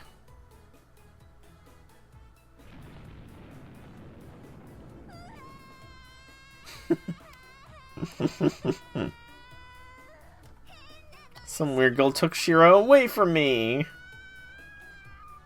Fujini starts to cry so loud it starts to hurt all of our ears. Oh, that was good. In the end, it took 2 hours to calm Fujini down. Fujini gestured to Saber saying we need to talk and went into my old man's room. They were in there for 2 more hours. She came out looking unsatisfied and mumbled, I guess I've got no choice but to acknowledge her. She only nodded in resignation. Sakura, though, was silent the whole time. It was getting late, so Fujini wound up taking Sakura home, but Sakura didn't say a single word. She just bowed and went home. I'm going back to the outbuilding then. That's all Rin said. Come to think of it, Tosaka's been quiet all this time too. Sorry about that, but you're thinking I did something stupid again. Not really. The only thing you're doing is trying to add some unnecessary flab to your heart to make yourself feel better. If you keep on doing things like this, you're gonna really get yourself into trouble. She waves goodnight and heads off to the outbuilding. I'm exhausted. I should probably sleep early today. Please wait, Shiro. I would like to ask you something. Sure. What is it? Why did you introduce me to everyone? I agree with Rin. That was unnecessary. No real rhyme or reason. I just didn't like how things were going, so I introduced you to everyone. Shiro, you did not answer my question. You must tell me what you didn't like. Saber draws closer to me. What was happening? What happened tonight really so strange to her? How do I know? I was just eating and I didn't like knowing that you were all alone. If anything, I just thought we'd have less secrets to worry about once Fujini and Sakura knew about you. That was most certainly futile then. Making them aware of my presence may well be detrimental. I am able to conceal myself in this house, so it would be better for me to simply remain standing by. Better? In what way? Is she saying she's better off being ostracized when the rest of us are all eating? That's not true. You may be fine with it, but I didn't like it. It's not about logic or sense. I look away from Saber. I'm gonna go to the shed, so go ahead to your room. She doesn't answer. I turn my back on Saber, who seems unconvinced by what I said, and make my way to the shed. I step outside. The tranquil yard is lit by a pale moonlight. The winter sky is clear enough to see the stars above me. I sigh, hardly realizing I'm doing it. Tosaka's right. I'm contradicting myself. I'm heading to the shed to avoid Saber's room, but I don't want to leave Saber alone. I'm having a hard time interacting with Saber as a member of the opposite sex, but I can't ignore her on a human level. It's no wonder Tosaka gets disgusted with me and my contradictions. I thought I was only experienced with magecraft, but I'm just generally immature too. I absent-mindedly look up at the night sky. The night drags on. My inexperience is all the more reason I can't skip out on my training. All I can do is keep on believing that if I work hard enough, I might someday attain something. Something indeed. Save the game? Yes. So we are on day 6 now. I will check the flowchart here in a moment, because I want to see if any choices were missed just because of my blade. Okay, I think that's new. I don't think it generally says something down there. A night passed. Oh, I gotta wait. After getting ready, just like I would on any normal morning and heading to the living room, I'm greeted by the most complicated breakfast table scene of my life. Oh, sorry. I can't eat butter. Pass me the marmalade. Is that so? I thought you didn't enjoy sweet things, Miss Tosaka. That's nonsense. There we go. Flowchart. It does not look like I missed any skips. That is a huge freaking gap, though. That's nonsense. All girls like sweets. It's not that I don't like sweet things. I just shouldn't have too much of them. If I'm not careful, things could start building up in places I can't see, so I limit myself to eating sweets once a week. Huh? So why marmalade? I have sugar in the morning. Besides, I should have some sweet things, or I might pay for it later. I see. Even if you only eat twice a day, it would be a big problem if you ended up eating twice as much. Exactly. Hey, I wasn't going to say anything, but you sure eat a lot, Saber. You might have a small frame, but you eat just as much as Sakura. Do you think so? I think I eat an average amount. I would like to point out that the toast Sakura ate was twice the size of mine. That's not true. Miss Tosaka, Saber, and I were all served 2 pieces of toast. Yes, but the thickness was different. One was 1 centimeter thick, while the other was 2 centimeters, which tells me you eat quite a lot, Sakura. You're on a growth spurt, so there's no problem with you taking in nutrients. Right, instead of only eating 1 slice, you should eat everything that has been served to you. I said I can't, okay? Everything I eat just doesn't go straight to my chest like Sakura, and if I eat all that in the morning, it'll just end up storing it. I don't even usually eat breakfast, so I'm already compromising. Miss Tosaka, I suggest you not say that in front of Senpai. You continue to mention that you accumulate things, but why are you avoiding using specific terms, Rin? Like I said, places I can't see on my body. Well, Sakura accumulates in places you can see, so she doesn't count. But please don't talk about that kind of thing. ... I'd take a bite of my crispy toast. My brain just can't follow the situation unfolding in front of me, so I just stay out of it and focus on my toast. There's nothing for me to really add to this anyway. Guess I was worried over nothing. For the time being, the three seem to be getting along. Tosaka's the same as always, and Saber's warmed up to the girls a good bit more than last night. Sakura still seems a little hesitant around Saber, but it doesn't look like she dislikes her. I'm concerned Fujini's not here, but I'm sure she'll come tonight. Last night must have done a number on her. But she'll probably come by for dinner, and I think she'll be in a better mood by then. Breakfast ends and I start cleaning up.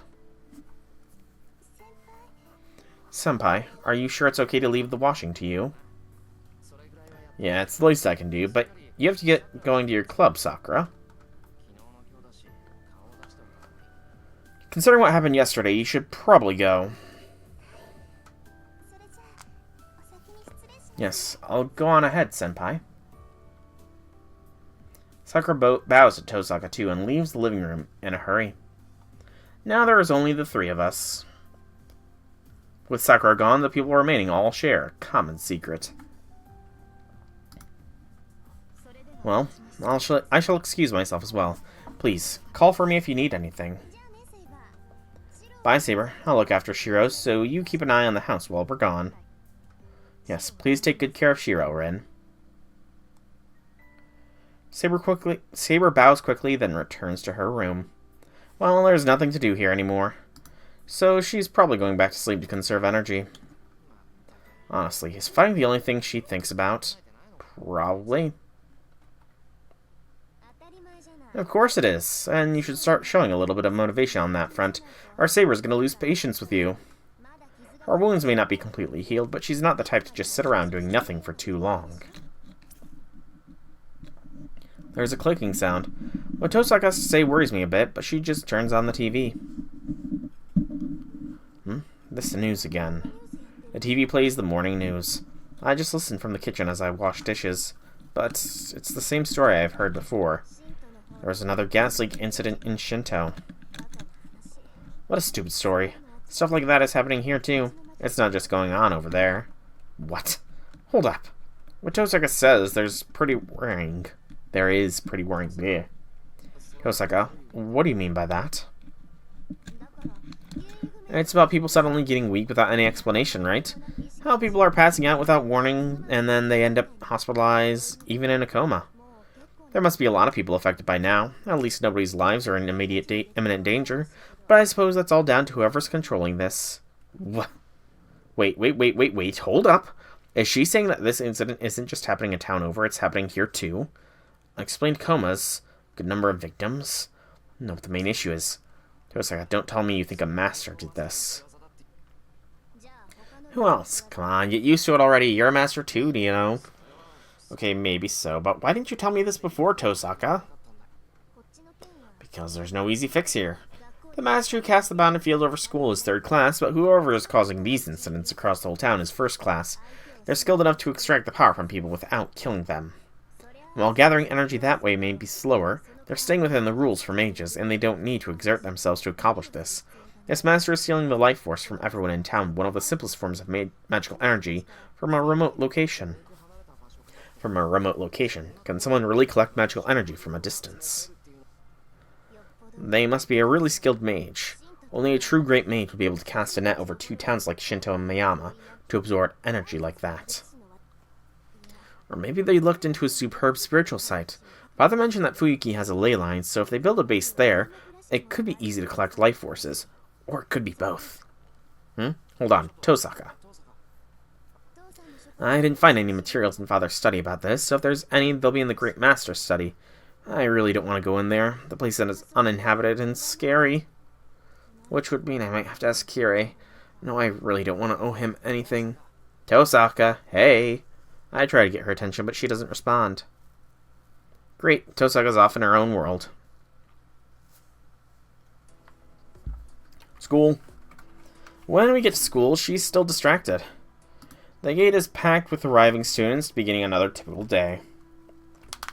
But I sense there's something off. Yesterday I passed through the gate without noticing, but today I do now that I'm on my guard. It's hard to explain, but there's this feeling that things are too calm, so much so it numbs one's instincts. You're right, the air feels different in here than outside. It smells like sweet honey. Oh, so that's how it feels for you? You don't have any skills at detecting magical energy, but you might be sensitive to changes in the world around you. Tosaka begins pondering. A sweet smell like honey, huh? Like a carnivorous plant, maybe. Yep, that's a good way to put it. A carnivorous plant. That's disturbing. You think so? I don't think it's off the mark, though. I mean, once the mountain field over the school closes, everyone inside gets eaten. She sees right through me and I gulp. I knew it. I love that I can read you like a book. Whatever. Well, I don't like it. Oh, don't get so mad. I know what you want to say, so relax. I know you don't want all the students getting dragged into this, and I wouldn't want this to be a battlefield either.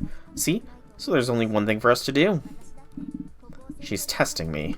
Tosaka's trying to tell me that this master I'm willing to fight in the Holy Grail War is the sort willing to hurt innocents to win, which is why they're here at the school. I know. We need to find the master who set up this bounded field and take care of it. And if they say they're not going to take down the bounded field, then we just need to defeat them.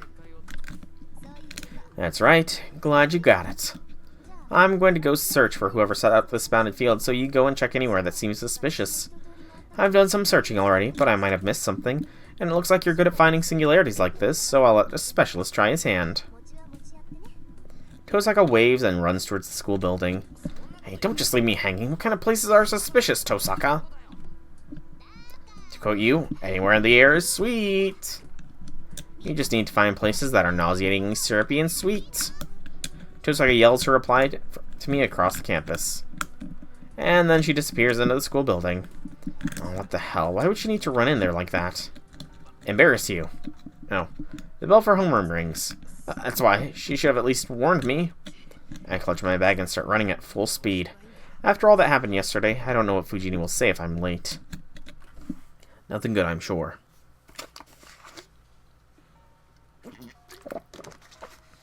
It's lunchtime.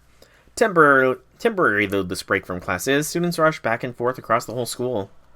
Okay, I won't look suspicious if I wander around now. Exactly, so nobody else will either. I wolf down my lunch and head into the hallway. This really isn't the time to say I've never done anything like this.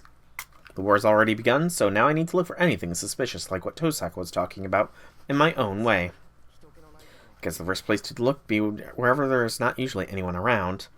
Let's see. Just hope I can make some progress without wasting this 1 hour lunch break. An hour-long lunch break. Damn. After I've searched the building, I take a look outside just to be sure. I didn't see anything strange at the athletic fields or behind the buildings, but this area seems different. Don't tell me this is. Found a few suspicious spots around campus, behind the stairway, dead ends, empty classrooms, and other less public places. This place is different. Everyone gathers here every day, so it's a far cry from the isolated, deserted places I've checked. How did I not notice this earlier? This place is the most bizarre place of all. I clutch my chest as I speak. The atmosphere here is suffocating. The heavy wind and humid air make being here all the damned uncomfortable.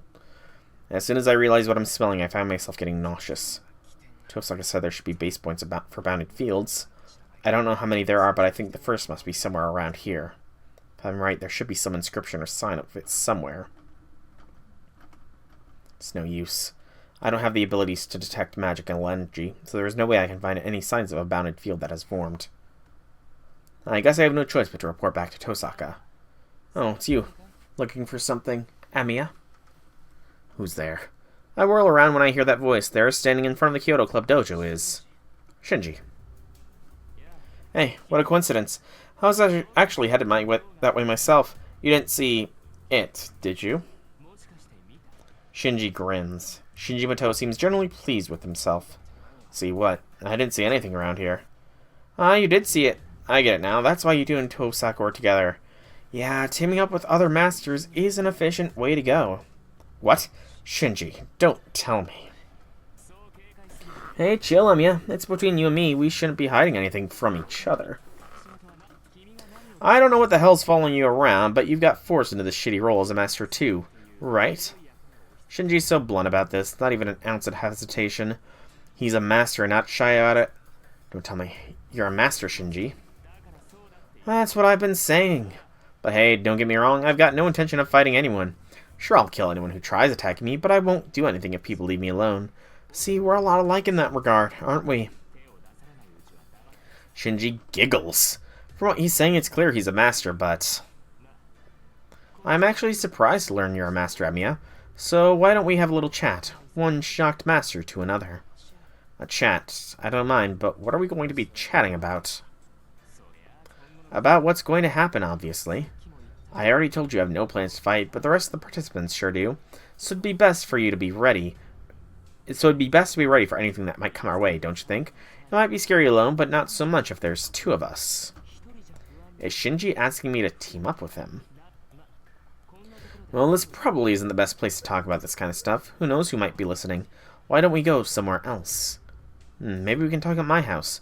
Tosaka wouldn't be able to spy on us there, and we'll be safe even if we're attacked. Go somewhere else? Are you crazy? Lunch break's almost over, so if we wanted to talk... You're so freaking boring. So what if we skip class? Let's just go. I'm glad to know you're a master too. Don't ruin the moment. There's no reason to go. People would be suspicious if we skipped class. You just won't budge, will you? Well, I get it. Yeah, you're right. You should be on guard. But don't worry. I'm not going to attack you, no matter what. Do you really take me for the kind of guy to stab you in the back? Huh? Oh, yeah.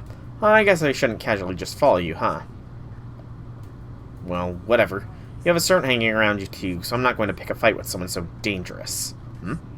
Does Shinji think I have Saber with me right now?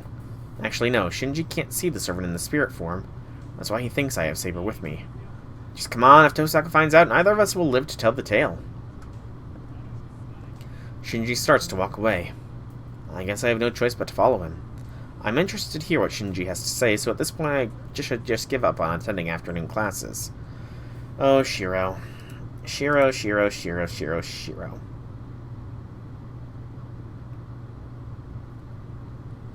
We're in the residential area with Western-style houses as a stark contrast to my house. I hear Tosaka's house is at the top of this hill, and I remember the Matao house is right below it, like it's trying to hide or something.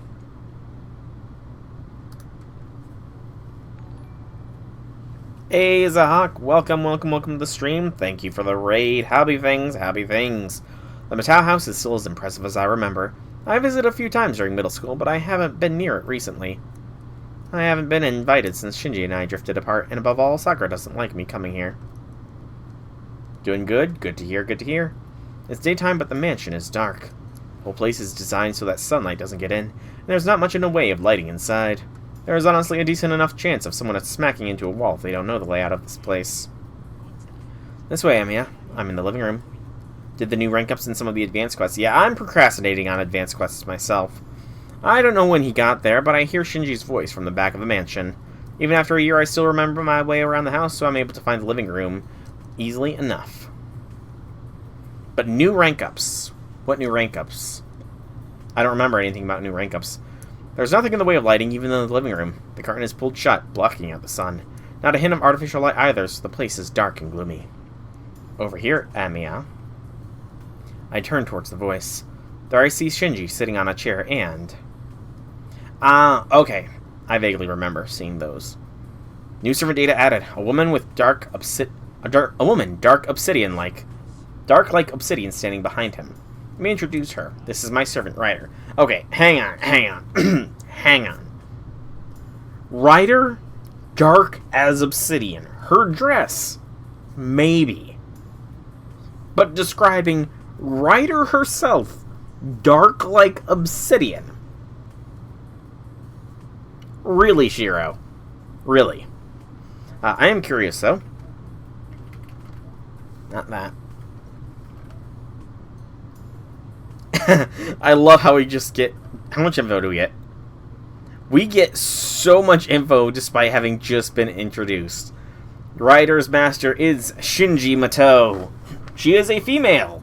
As if that was not obvious enough. 172 centimeters is... How much in inches? She is 5'7". She is taller than me. 57 kilos, and she is only 125 pounds. That is supermodel proportions, I think. Chaotic, good servant, appropriate. C rank strength, E rank constitution, B rank agility, B rank magic, D rank luck, and an A plus rank noble phantasm with the passive skills magic resistance B and riding A plus. Can ride mythical beasts and divine beasts as long as they are beasts. Does not apply to the dragons, though. This is my servant, Ryder. ... A chill runs down my spine. Chill is so intense it stings the back of my neck. I thought we were going to talk alone, Shinji. I take a step back. Don't mind her, she's just here as a precaution. I wouldn't want you taking the chance to ambush me. I'd rather have her nearby. Okay, I do think I am for sure on the Fate route now, though. I definitely think I have made the Fate route. Because Heaven's Field, there is no interaction like this with Shinji, and nor is it in Unlimited Blade Works. Unlimited Blade Works, Ryder plays a nothing role in it. Ryder is a major role in Heaven's Field, a nothing role in Unlimited Blade Works. You can say technically minor, and I have no idea how much of a role she plays in the Fate route, so it makes sense that we're being introduced to her early. It does make sense. Shinji reaches out towards his dark servant, Ryder. His fingers caress along her waist, then stroke down her thigh. Okay, that's just creepy, Shinji. Ryder doesn't move a muscle. She's still as a statue, keeping watch on me through veiled eyes. I imagine she can see my fingertips shivering. Some hospitality showing... You're showing I guess you invited. You might be going a bit far with your caution, Shinji. I'm just kidding. I know perfectly well you're not the type to do something like that. Your servant's another story, though. Training this one took me a while, actually. It's not unusual for a servant to ignore their master's orders, so just think of this as me keeping an eye on things. A servant who doesn't obey their master. Now that I look closer, Ryder is a little different than Saber. Only a little different. Only a little bit. Saber's silent, but she's not frosty. I sense only coldness from Ryder. A human almost completely lacking in humanity. A dark figure that looks like the blood in its veins has discolored. She doesn't even give the impression of a heroic spirit turned servant. I can only sense something inorganic, devoid of any light. So Ryder is your way of keeping my servant in check. Can't say I love that. Sorry about that, but I'm an amateur, you know. I'm not used to this kind of stuff, unlike you. You'll have to forgive me for that. Can't say I'm exactly used to this either. That's so. Oh, then why don't you call yours out, too? That'll help us understand each other, and things will be even. Yeah, let's do that, Hamia. I showed you mine, so show me yours. Shinji really thinks Saber's right next to me. It's probably best to let him keep thinking that. I refuse. If you're doing this just to keep me in check, you shouldn't mind. Okay, so Shiro can bluff. That should be enough if I'm just here to talk. What the hell? Don't you get it? I said I want to see it. I don't know why you're being a little shit about it, but I think it'd be in your best interest to listen to me. Then we're done talking. I didn't come here to show off our servants. If that's what you wanted, I'm headed home. Fine. You're useless, as usual. He moans discontentedly and slumps further into his chair. Okay, let's talk then. There's only one thing I want to talk about, anyway. Yeah, as I was saying earlier, want to team up with me, Amiya? I might have become a master, but I don't know what the hell Holy Grail War even is. I'd rather work with someone I know I can trust than do all this by myself. Hold up, I want to ask you something. My answer will depend on your response. What's that? You want to know why I became a master? I nod. As far as I know, Shinji's not a mage. Until I find out how Shinji was selected to be a master, I don't intend to work with him. I hear mages are the only ones who can be masters. I may be inexperienced, but I am training in magecraft. I became a master because I formed a contract with the servant by sheer coincidence. Did you accidentally summon a servant and get dragged into this Holy Grail War too? If that's what happened with him, we're in the same boat. I don't think I'd be able to refuse his proposal to team up in that case. So you became a master by coincidence, huh? Good, that's a more reasonable explanation. Shinji giggles like it's the funniest thing he's ever heard. Well, I guess something similar happened to me, at least in that I was forced to become a master like you. Don't get me wrong, though. I knew what masters were, and I've known about the Holy Grail Wars forever now. Unlike your family, the Mattel family is a respected line of mages. What? The Mattels are a family of mages? I've never heard of that before. Wait, does that mean you and Sakura, his sister, have also trained in magecraft? Calm down, Emiya. The Mattel family may be a family of mages, but its powers run dry. The Mattel ancestors apparently rooted themselves here along with the Tosaka family, but they couldn't adapt well to Japan. As generations went, the magic circuits, those started to dwindle, and by the time I was born, the Mattel bloodline was pretty much back to the point of being more or less ordinary humans. That's why there are no mages in the Mattel family. It's just a line that used to be mages. Used to be mages, so now the only thing that remains of your family knowledge of magecraft. Yeah, unfortunately, but even if we don't have magic circuits, we're still able to learn magecraft. I managed to look up everything about Masters and Holy Grail Wars easily enough, and I was able to keep my emotions under control when I found myself becoming a master because of my ancestors' teachings. I see. When I became a master, it was Tosaka who taught me about Holy Grail Wars. So similarly, Shinji was able to understand his own situation thanks to the writings his family passed down. In other words, you only learned about magecraft itself. Does that mean Sakura is learning about magecraft too? You don't know anything, do you? Listen, old mage families only pass down their secret knowledge to a single person. If there are 2 children, the oldest male becomes the heir. Splitting something in 2 just dilutes its power. A mage's job is to collect 10 magecraft disciplines and crystallize them, then leave that to their heir to strengthen their bloodline. There are no exceptions, not even for family. That's why mage families don't teach magecraft to anyone other than their heirs. Children who weren't selected to be the family's successor either never learn their family practices magecraft, or they're sent to be adopted by a different family. I see. That's a relief. I sigh in relief. I want Sakura to live a normal, peaceful life, having nothing to do with magecraft. Your wish is already denied. I would never want her to get involved in a battle that forces someone to fight without reason. So now do you get it, Emiya? I may have become a master, but I've got no power in magecraft. You, on the other hand, said you can use a little, but you have next to no knowledge of magecraft. See, don't you think we're a good match? We're both forced to be masters. Let's work together. I don't have a problem with that. I just want to be clear, though. You're proposing this to protect yourself, right? In part, yes, but I think we'll need to work together to get rid of our immediate enemy first. I feel like she's been giving me the evil eye. Giving you the evil eye? Are you talking about Tosaka? Of course I am. She wouldn't be treating me like crap otherwise. Listen, she'll be relentless against the other masters. You should know that by now since you've been with her for a while. I don't know what's gotten into her, but for some reason Tosaka has warmed to you. Why would a girl who never drops her guard do that? So come on, don't you think this is our opportunity to defeat her? Shinji holds his hand out to shake.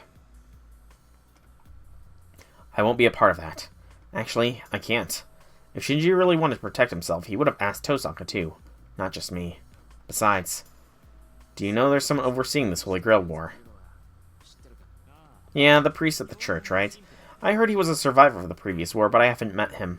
He seems annoying. I'm not a mage, so I don't want anyone to push their rules on me. Shinji's contradicting himself. If he really wanted to stop fighting, he should have gone straight to Kotomine. Did you know there's a bounded field set up over the school? Yep, I didn't notice, but Ryder told me. What about it? Is it your doing? Tosaka said it was the work of a master at school. Oh, well, it's not me. I know there's another master at our school, so it's probably them. Tosaka said there's only one other master.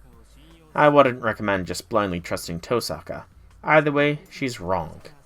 Tosaka's trying to trace masters by sensing their magic circuits, right? If so, I wouldn't be one of the masters she could detect since I don't have magic circuits to begin with. From the very beginning, I wouldn't even be a blip on the other master's radars. I see. The presence of mage or command spells ultimately activates through magical energy. But if someone without magical energy becomes a master, the only way to identify them would be by seeing them directly. Tosaka's method of seeking out people with their own magical energy wouldn't lead them to masters like Shinji. Shinji doesn't have a single one of the traits Tosaka's expecting in a master. I see. So she must be sensing a different master. I should warn Tosaka about this when I get home. With that settled, there's no point in me staying here any longer. Hey, Emiya, what about our partnership? I'll have to refuse. I'm not going to help you defeat Dosaka. Besides, she hasn't done anything. I know I'll have to fight her one day, but I trust her right now, and I want to keep on trusting her. When something does happen, it'll be too late, but if that's how you feel, I ain't going to push it. I'll wait it out and see, just like you. Surprisingly, Shinji gives up. He doesn't try to stop me from going home, and he doesn't send Ryder to attack me. Shinji really is a complicated guy. He may act like a jerk, but he seems to play fair in his own way.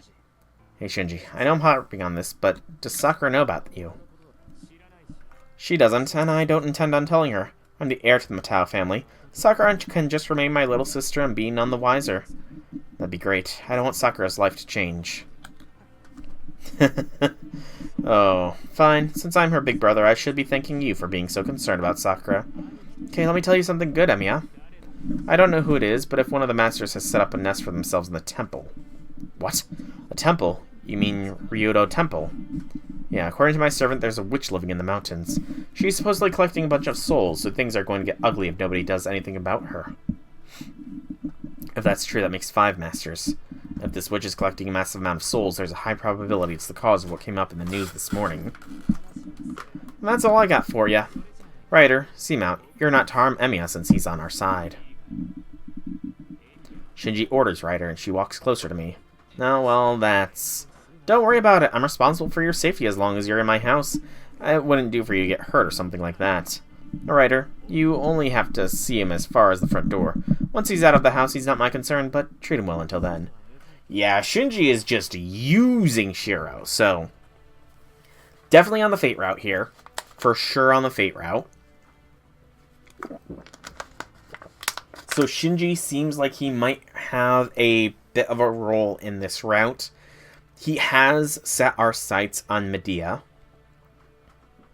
I don't remember how they find out about it in Unlimited Blade Works.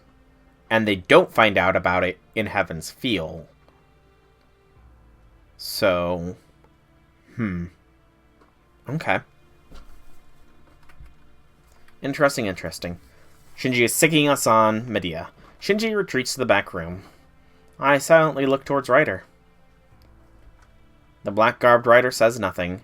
What surprises me, though, is that when I take a closer look, I notice she has a graceful and innocent-looking face. Her floor-length purple hair exudes a foul odor of blood, but at the same time, she's unbelievably beautiful. I realize I'm staring because of her appearance, and I'm a little embarrassed for a moment, but I feel like her face and her outfit just don't match at all. If I had to boil her down to a single phrase, she's like a priestess dripping in blood. She's both holy and evil. Ryder's a walking contradiction. Actually, why are all heroic spirits so beautiful? Oh, Shiro. As I think this, I find myself looking up at Ryder's face out of sheer curiosity. Wow, she's pretty tall for a woman. She's easily 170 centimeters tall. This really isn't the time for calm observation. Being alone with her is a problem in itself. I should hurry out of the Matao Manor. So, 5'7" is tall for a woman, apparently. Okay. Just making me feel even shorter. Ryder sticks with me all the way to the entrance. I don't know about this. She doesn't even seem alive, but maybe she'll answer if I try talking to her. Oh. Interesting. Very interesting. I was not expecting a choice here. Have I missed any other choices? No, so... There was that brief fadeaway before we rejected Shinji's offer, so I was wondering if that might end up being something. Okay, so what to do here?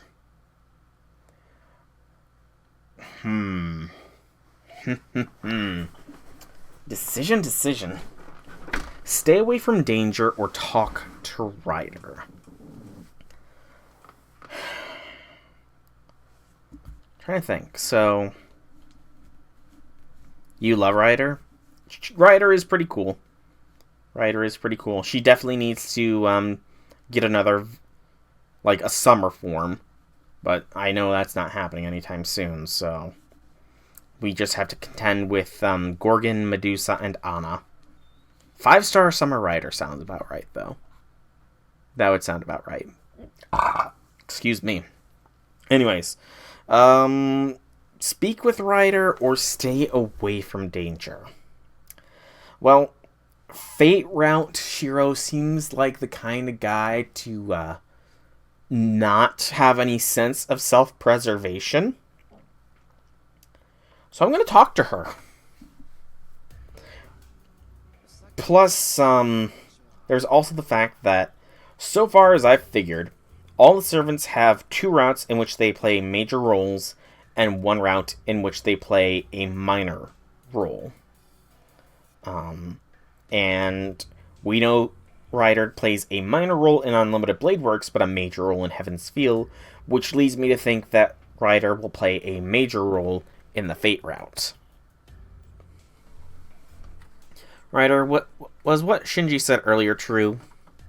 I ask, not really expecting a response. There is no change in Ryder, just her long hair fluttering in the wind. I feared as much. Sorry for asking a stupid question when we're supposed to be enemies. I step out through the door, raising my hand to show her my appreciation for seeing me out. But then, he did not lie. There is a witch living in the mountains. Ryder. You must proceed with caution if you intend to challenge her. That witch knows how the minds of men work. Ryder speaks indifferently.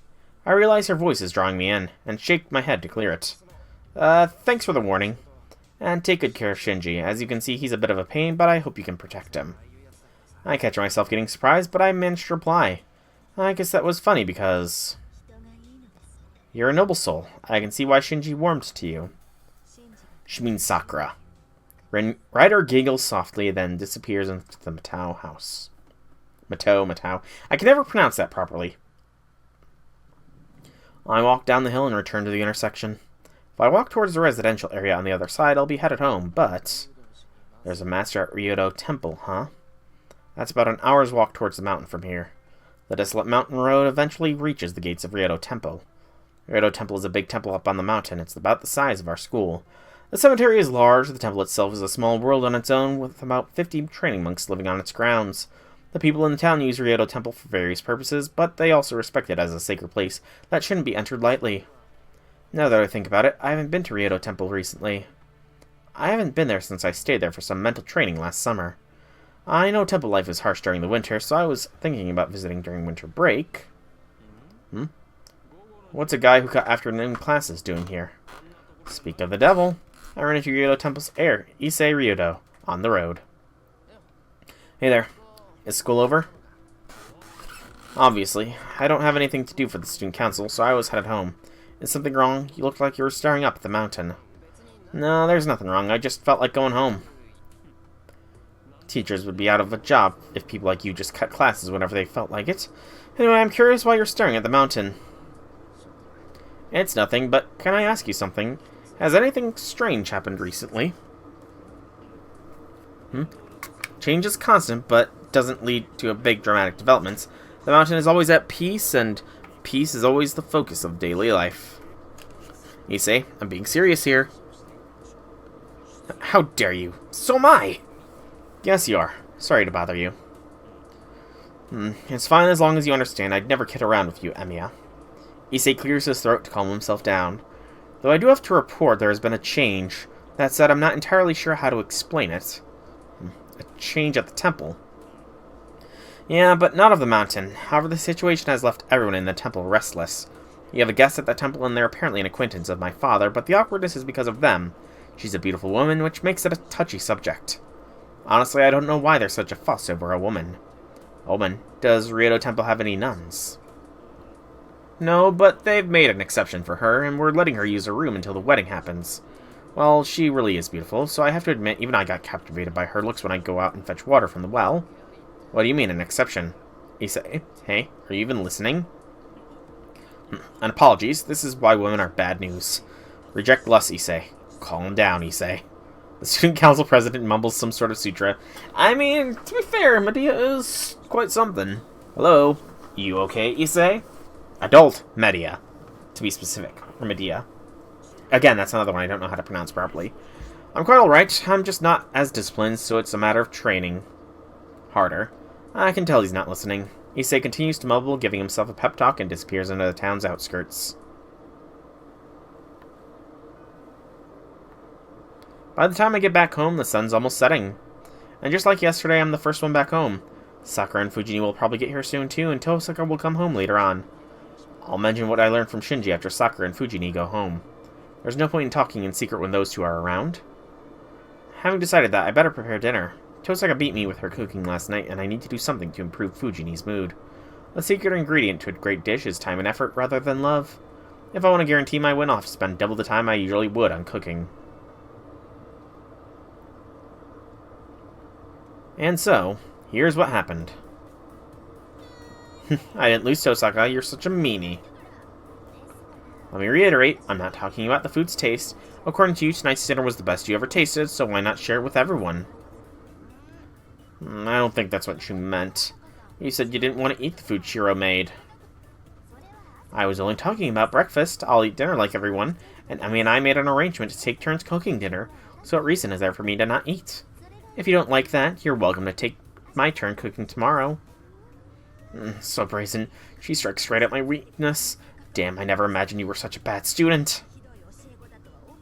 With that, Fujini reluctantly returns to the wooden container of rice to the dining table. 5 servings of my specialty rice safely return to the dining table. Come on, Fujini. I made plenty of food today, so there's no need to hoard it. I made enough rice and side dishes for everyone. You may be right, Senpai, but this might be a bit much, even for you. Clack, clack. Yes, a double-tiered barrel with food enough for 4 people is certainly over the top. Double-tiered barrel? Chomp, chomp.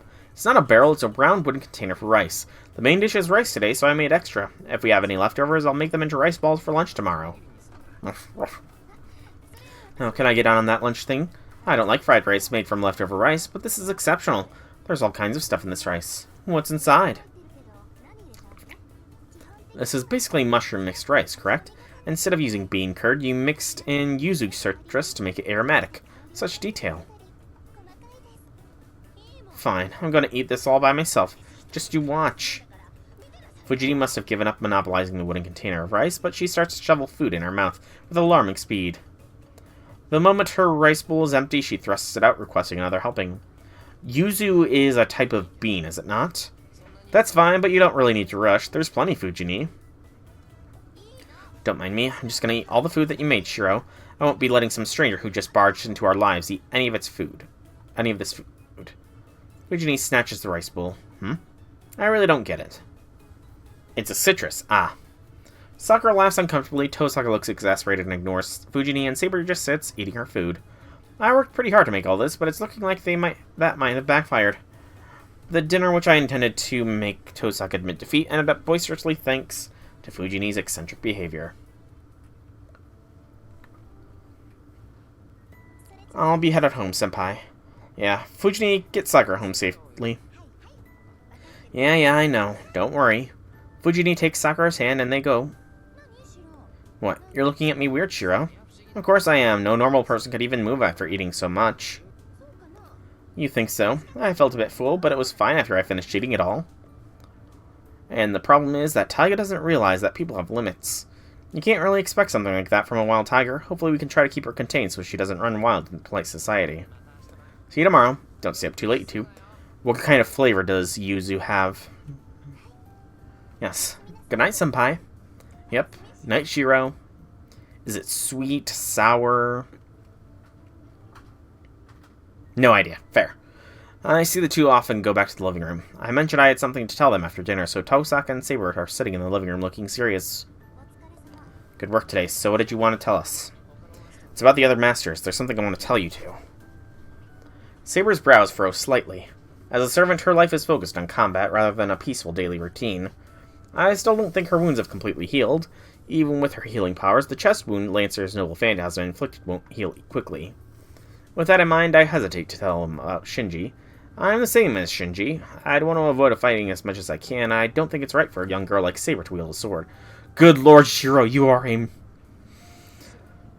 Shiro, do you not have something to tell us? Oh yeah, let me get straight to the point. I met Ryder and her master today. What? Ryder's master? When did that happen? That is absurd. What were you thinking meeting an enemy master alone? Well, hold on, calm down, it's okay, I didn't get hurt or anything. Don't get so mad. Do not get mad. No, I'm certainly not angry. I'm simply stupefied by your actions, Shiro. You and everybody, Saber. Ditto. Well, there's no point getting angry over what's done. So explain yourself, Shiro. Tosaka and Saber are glaring at me, obviously furious. Crap. I knew they would say something about me being rash, but I never imagined they would be so livid. I met the Master this afternoon. I just followed him because he said he wanted to talk, and I didn't fight him or anything. Yeah, I can tell. So what kind of person was Master's rider? What sort of person? It was Shinji. He called out to me when I was walking around school looking for sources of the bounded field. He said he wanted to talk, so I followed him to the Matao house. What, Shinji? You mean the Shinji? Yeah, Ryder was obeying Shinji, and he knew about the Holy Grail War. Apparently the Matao family is a noble family of mages. Yes, that's true, but that's impossible. That family should be completely diminished by now. No matter what they tried, no child of the family could have magic circuits. Tosaka seems pretty sure of what she's saying. If she says so, then Shinji and Sakura really don't have any magical circuits. Yeah, he said the same thing, but he said he still knows about magecraft since he's the eldest male. That knowledge was passed down to him, so Sakura doesn't know anything. Anyway, that means he's a master similar to me. He doesn't have any magical energy, so you weren't able to detect him. I see. My mistake. I should have known there would be cases like him. As long as he had grimoires laying around, he could certainly become a master. That meant he saw right through everything I was doing. How could I be so careless? Tosaka's beating herself up with what she's done so far. She may be flawless, but it seems like she can be kind of ditzy, too. Problem is, most of those gaffes turn out to be fatal. I screwed up. I should have kept a closer eye on Shinji. Had I known, I wouldn't have let him construct the bounded field. About that, Shinji said he wasn't the one who set up the bounded field over the school. He said there's another master at school. Yes, I suppose that would be true. It's pretty obvious there's a master at school we're not aware of. But Shiro, don't tell me you believe Shinji when he said he wasn't the one who set up the bounded field. No, I'm not that much of a sucker. As long as Shinji's in our school, I'd give it a 50-50 chance that it's his doing. The other half is done by the other master. 50-50, huh? If you think that's the ratio, you really are a sucker. Well, whatever. Your optimism is what makes you who you are, and that's probably what Shinji thought it would be okay to reveal his identity to you. Anyway, what did you talk to Shinji about? He asked whether I wanted to team up with him. He has no intention of fighting, and it sounded like he wanted to work with someone as long as he knew them. Don't tell me you. No, you turn this kind of thing down normally, right? I've already teamed up with you anyway. Even if I were to answer, I should first consult you too. Right. That's true. But did you say you turned him down? Yeah, I know. I said I would have consulted you about this, but I made my decision about Shinji on my own. There wasn't much to talk about anyway. Oh, but did I do something rash? Not really. I think you made the right call. Besides, he was only asking you, so there was no room for me to butt in anyway. The way she's mumbling makes her seem, well, not quite herself. That was all I talked to Shinji about. I saw Ryder too, but it didn't seem like she was that powerful servant to me.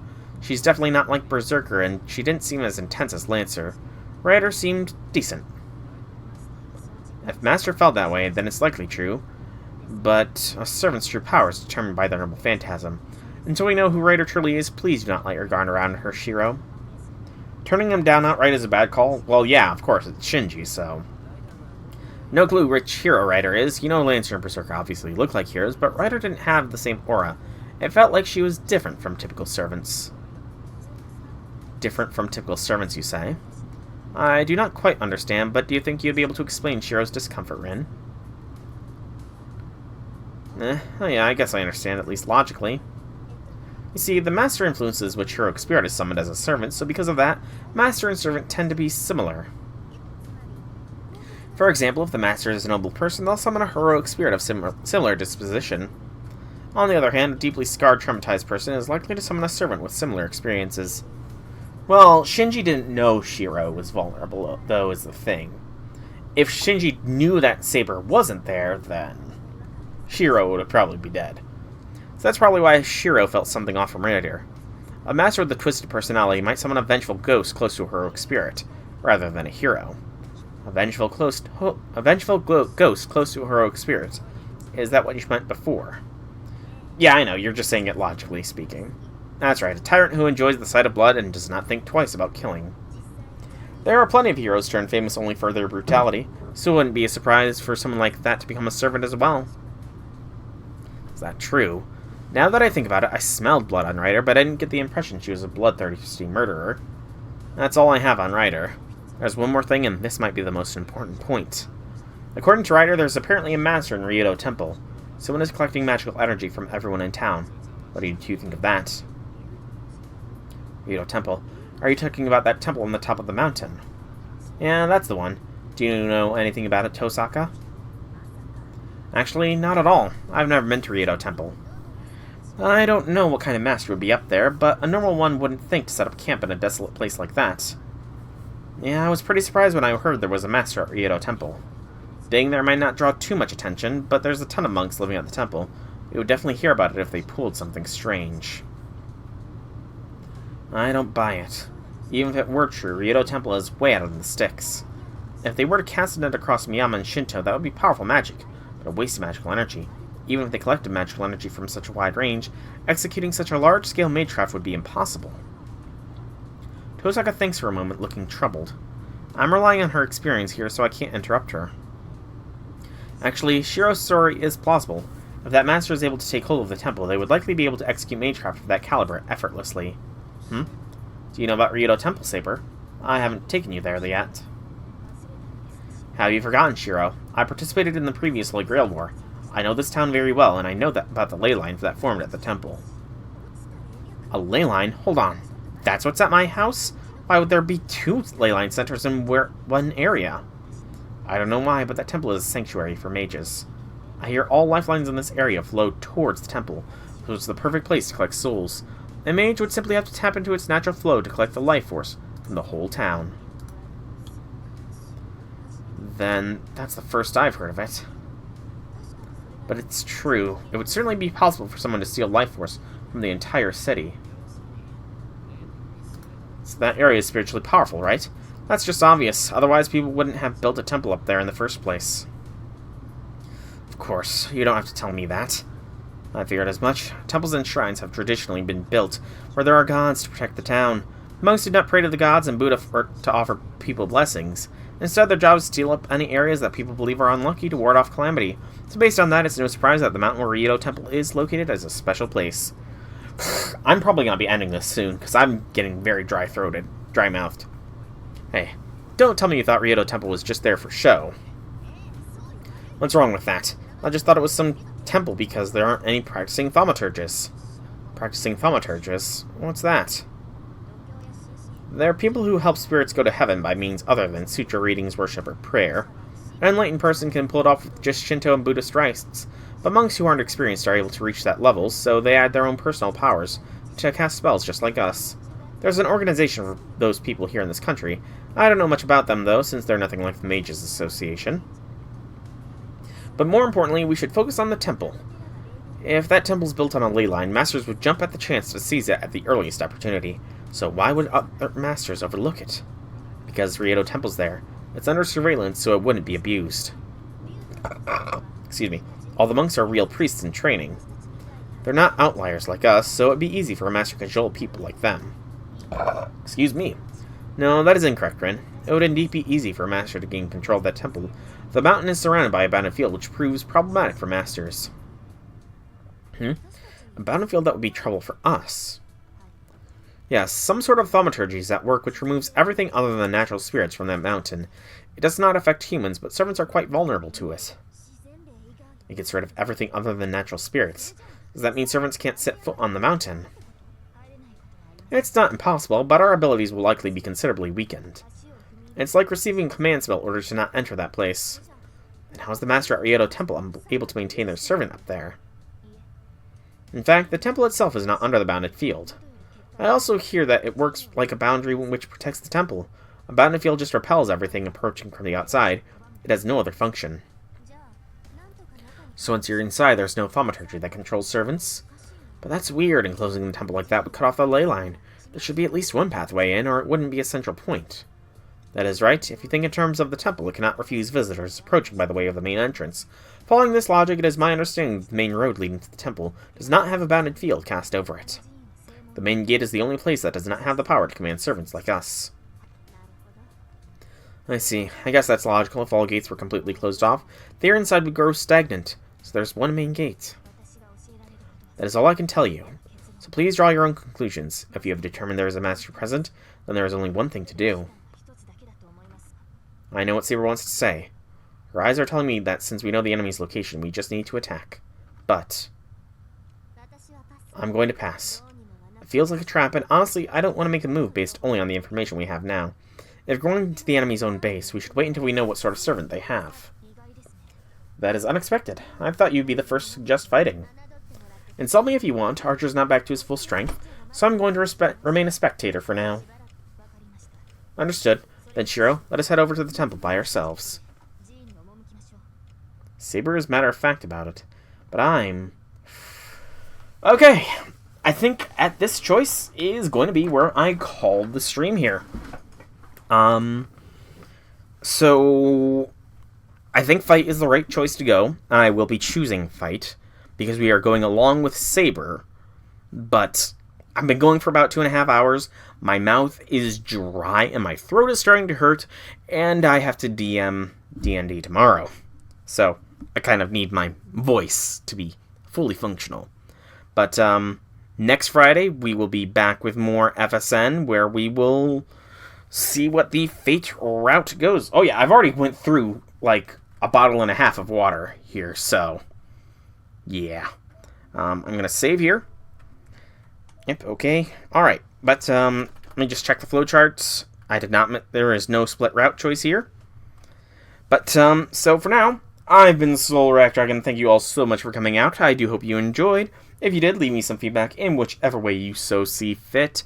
If you want to check out more by me, be sure to check out my channel here on Twitch or YouTube. Same name, same games. There is plenty of content for all to enjoy. Most of it is Fate related. But once again, thank you all so much for coming out. Hope you enjoyed. Have a fantastic evening, everybody. And if you are in the U.S. and specifically in the path of Hurricane Helene, stay safe.